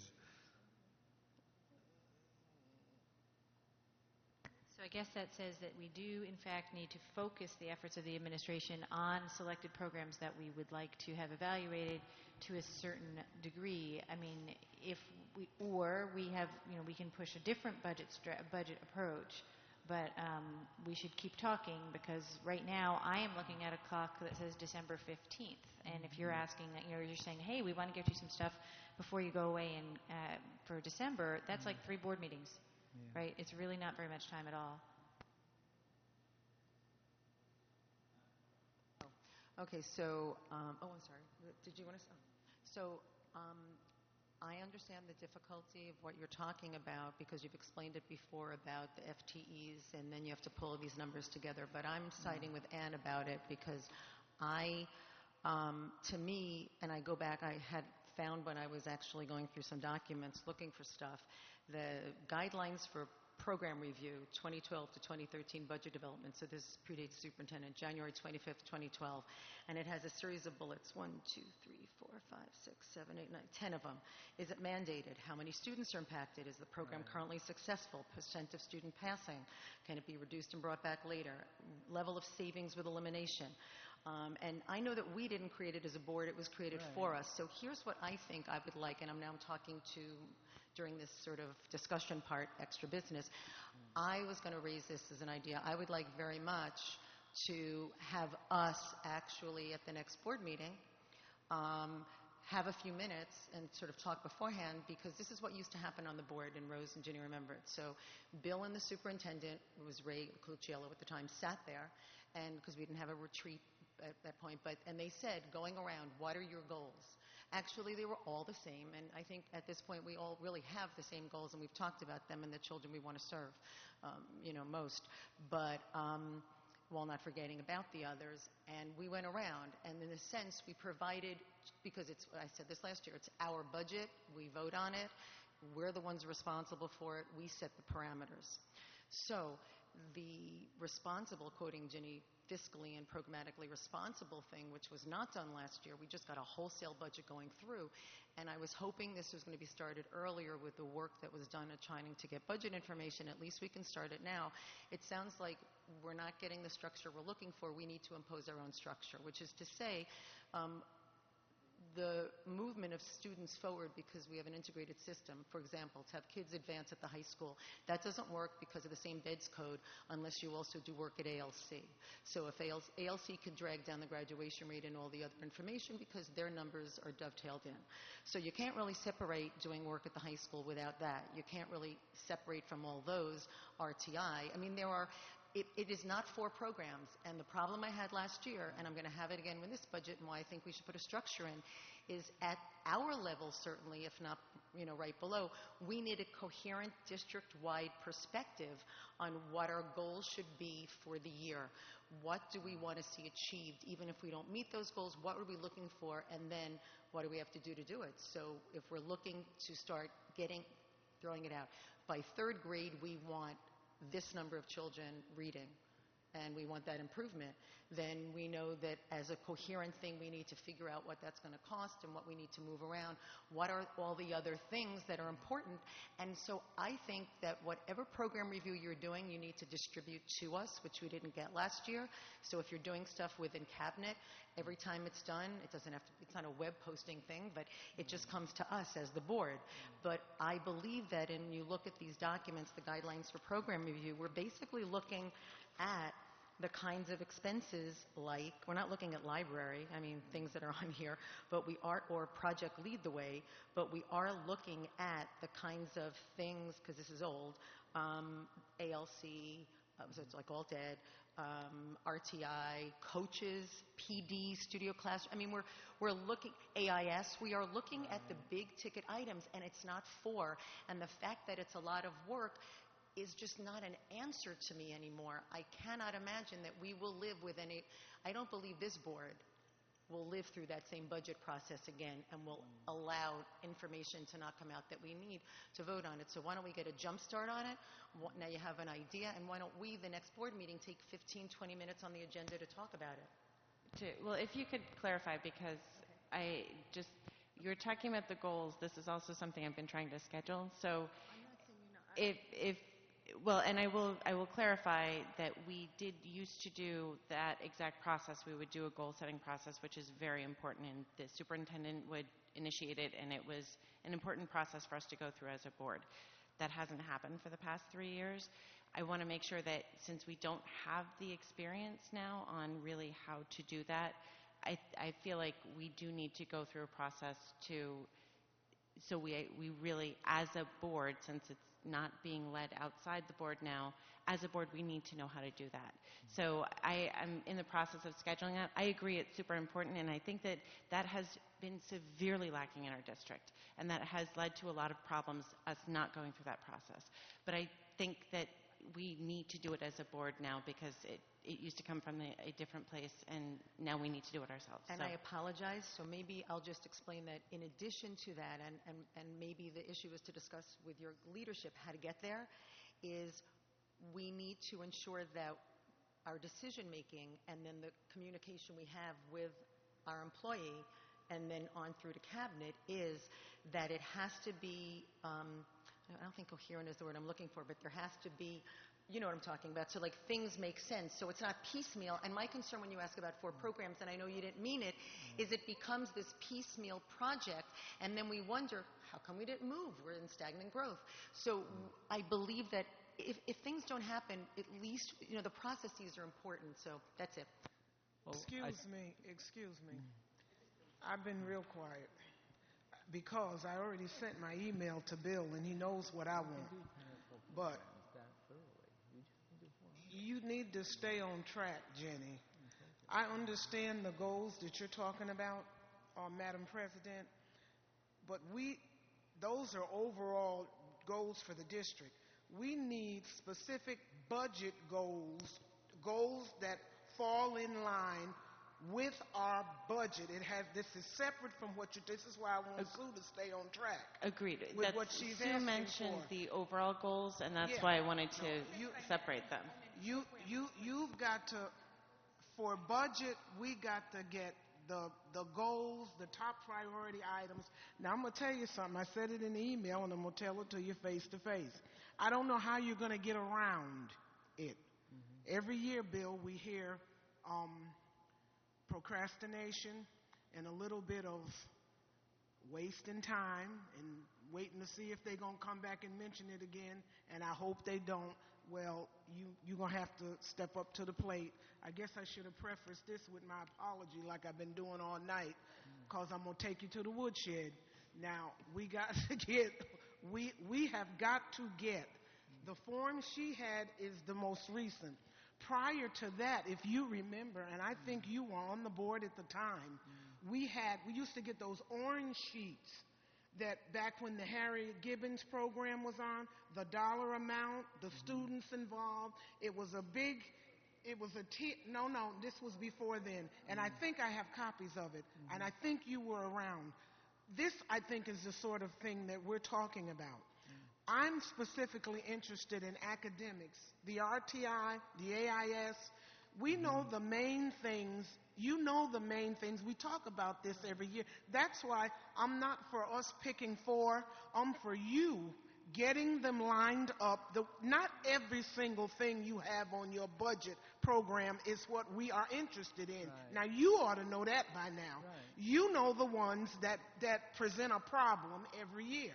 Yeah. And so I'm expecting you as the business administrator to be able to go in and pull them and give us all the information about them and how much it's costing us, and get with the cabinet people who are responsible for it and find out how much academically our children are being helped, and if they aren't being helped, like Sue says, get rid of that program and go find one. There's no sense in spending $500,000 on a program when we're getting, I'm going to show you for instance, bear with me. Lonnie Palmer, when I came into this district, Lonnie Palmer was the superintendent. Eva Joseph was the deputy. When I got on the board, she had managed to be the superintendent. Lonnie Palmer had a huge meeting at Livingston with the entire district staff. At that time, he told us they were spending $20 million on special ed, and they were not getting the results that they needed to get from special ed. That was in 2001 when I became an employee district. And guess what? Today, I don't know if we're doing too much better, and we're spending a hell of a lot more than $20 million on special ed. This is the thing, this is what we want to know. Okay. What are we spending? How much? Who's being benefited? And if it doesn't look right, I'm going to quote my friend Adler over here again, get rid of it and let's find something that will work. Is it going to be a lot of work? Heck yes, it is.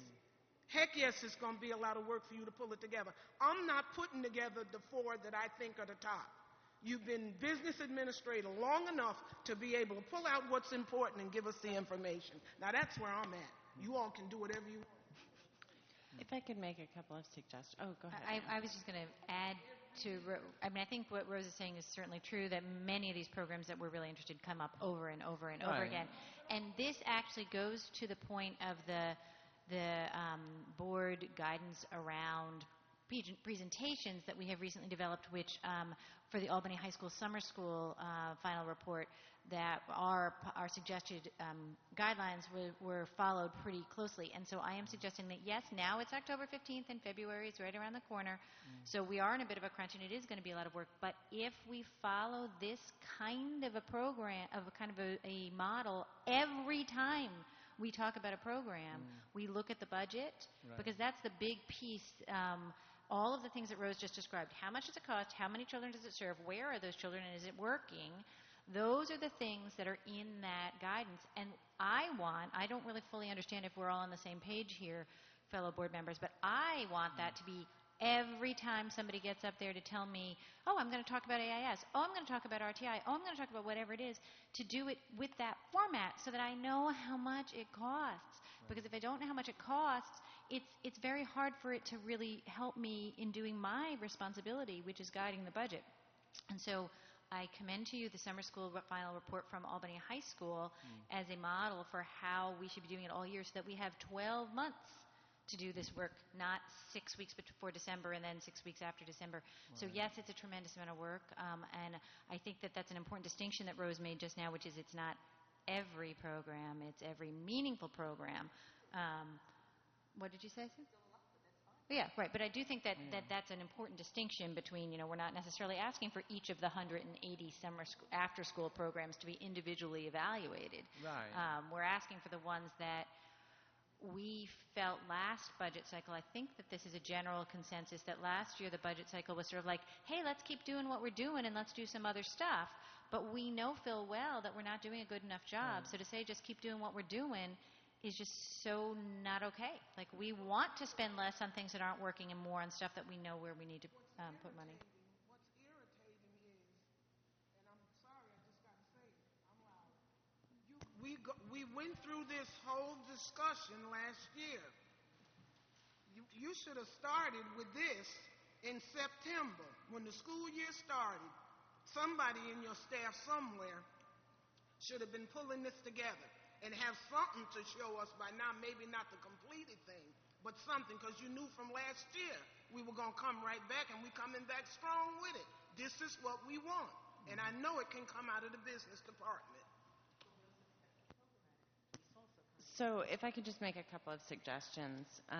I think actually Anne's suggestion of people following it, and I will add that the Jumpstart also followed it very closely, and several other ones did. I mean, they all really, it was very, very helpful. And I think Anne's absolutely right. If that's followed, that is a program review, in addition to having our staff kind of take ownership for those different things, which is really important. It also is a program review that during budget time on board docs, people can actually go back, search for things, and look and say, wait, what was that in high school again? And we can search and pull it up. So it's really a very useful thing. But I think one of the things that would be very helpful is, as I had mentioned before, if we know, and several other members, if we know what you guys are already analyzing, I think that would make things, that's something that we could then look at it and say, okay, if you're doing AIS and RTI, then we don't need to add that. Might be that we don't need to add anything at all. Right. We can put a list together that says, here's what we think you want to review based on the last year of discussions. I mean, we have historically done 8 or 12 of these every budget season. Yeah. Last year we didn't, but we have in the sheet Ms. Adler read off is a sheet we've used for 3 or 4 years. So that was always a part of historically when you received all of the priorities for contingency cuts, if we had to go there, that's the type of information you got. And I'm just saying, yeah, we can do that for 8 or 12 programs. We can't do it for 400 in 1 year. So,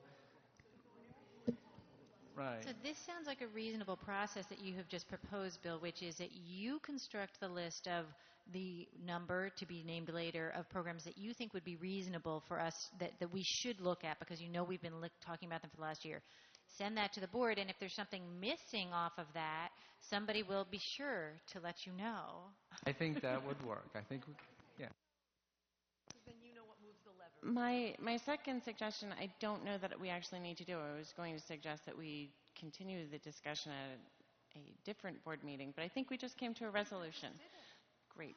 So ignore my second suggestion. And then I believe the next part of this is to... I have a question. Oh, we've got other business. Mine is very quick. No, Mr. Bruce. Do we have a tuition rate for Albany High School for an out-of-district student? Yeah, it's a state education department determined rate. Again, I haven't looked at that. I'm going to guess it's in the $8,000 range, somewhere in there per student. Okay, and I guess, do we market our IB program around the Capital District? We do, okay. And I know that we also, I'm in conversation right now with Schenectady and Troy, and we keep talking about the Capital Region Urban District. Because we need to work better together for those type of situations. Students that are high flyers are scared of Albany High by perception. But I do think that we'll be able to advance that as this trio continues to form between our 3 school districts. Just very, very quick, I'd like to just put on everybody's radar, I may have mentioned this before, I think we need to, I don't know if it's an agenda item, but I think we need to look at it as a policy. I think it rises to the level of a policy, Anne, and I look at you as the guru with on that. No, seriously on that, and I appreciate it. And that has to do with the lottery at the high school. So if I haven't mentioned it, I'll just tell you in a sentence or two what the problem is. Because the lottery results inadvertently in a disproportionate number of higher needs students being in 2 of the other academies. And while people may look at it like, oh, it's racism. No. This was not, that actually is one of those weird unintended consequences. And what happens is those students and families, and it can be across all backgrounds, who are really on top of things, get the applications in. And so when we do not have a cap on the number of students that can be in any one academy. So, for example, everybody puts their applications in, and then they do it goes to innovation and discovery, and Jody's got a lot of people coming there now. But then whoever is last and doesn't do an application and comes to our school goes into leadership and citizenship. And it's not that those aren't great academy principals, but they have higher needs for busing, higher needs for psychology. So it's not an equitable situation, but can be. So we have 2 choices to think about when you go home for the next time or whatever, is either capping. We have one of 2 things. We either have to cap the academies, which I think is a policy then, or we have to ensure somehow through our work that the allocation of budget time is equitable, not equal, in the academies, so that it's not like one crisis team for, that's it. Just wanted to, for those who didn't know that, I want to mention it. When we're looking at this, my favorite tenet of the DSIP, when we're looking at how we're allocating resources, is that only being done by school, Bill? I think this is actually a question for you. Or does it include looking academy versus academy in terms of allocation of resources as displayed in the DSIP? I don't know if you heard Sue's context, which is, we know that our academies are diverging from each other because of the weirdness of the lottery and the families who have their act together putting in the lottery and all ending up in discovery and innovation, and then leadership and citizenship end up with people whose families don't get their act together to put the lottery in. So we know those kids need more resources. So I'm asking you in terms of the intention around the allocation of resources based on need that's been specified in the DSIP. Is it your intent to do that among the academies as well? And if not, could it be? Yeah, we certainly can do that. We're going to start putting all that information together to look at students' needs driving. Okay. And if I may, I would say, although I guess not the guru on policy, but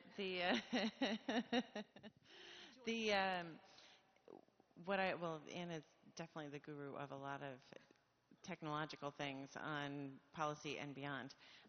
But what I would say is this is actually, we're not at the policy level yet. There might be a recommendation for a policy, but this is something that staff really should make a recommendation on. I mean, I think sometimes things come up that is to board members that staff doesn't necessarily identify as an issue, but this is a clear issue that's been happening for many years now.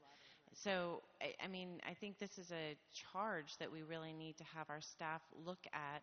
I think that we should have a date to have some sort of recommendations on how to move forward, and then it might end up as a policy committee issue.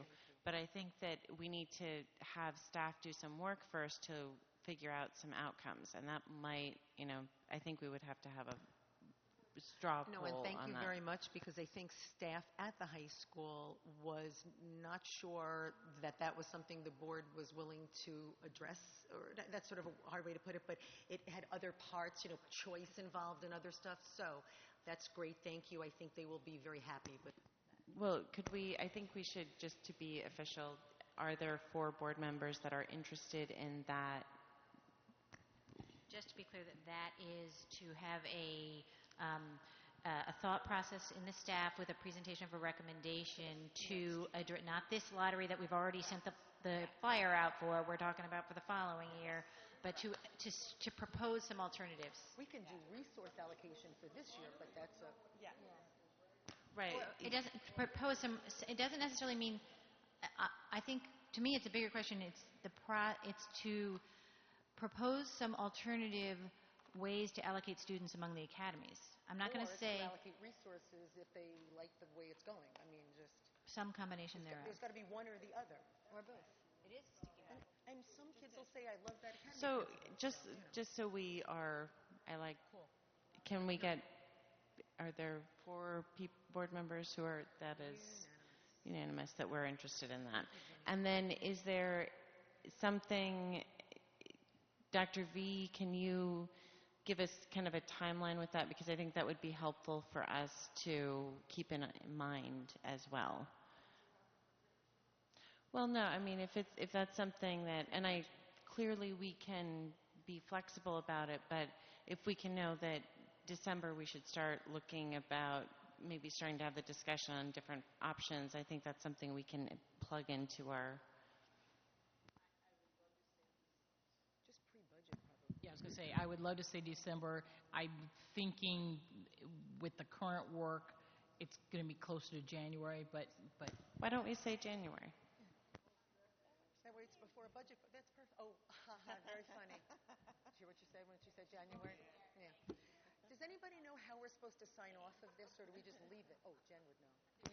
So now, does anybody else have anything? Because otherwise, I would be looking for a motion for adjournment.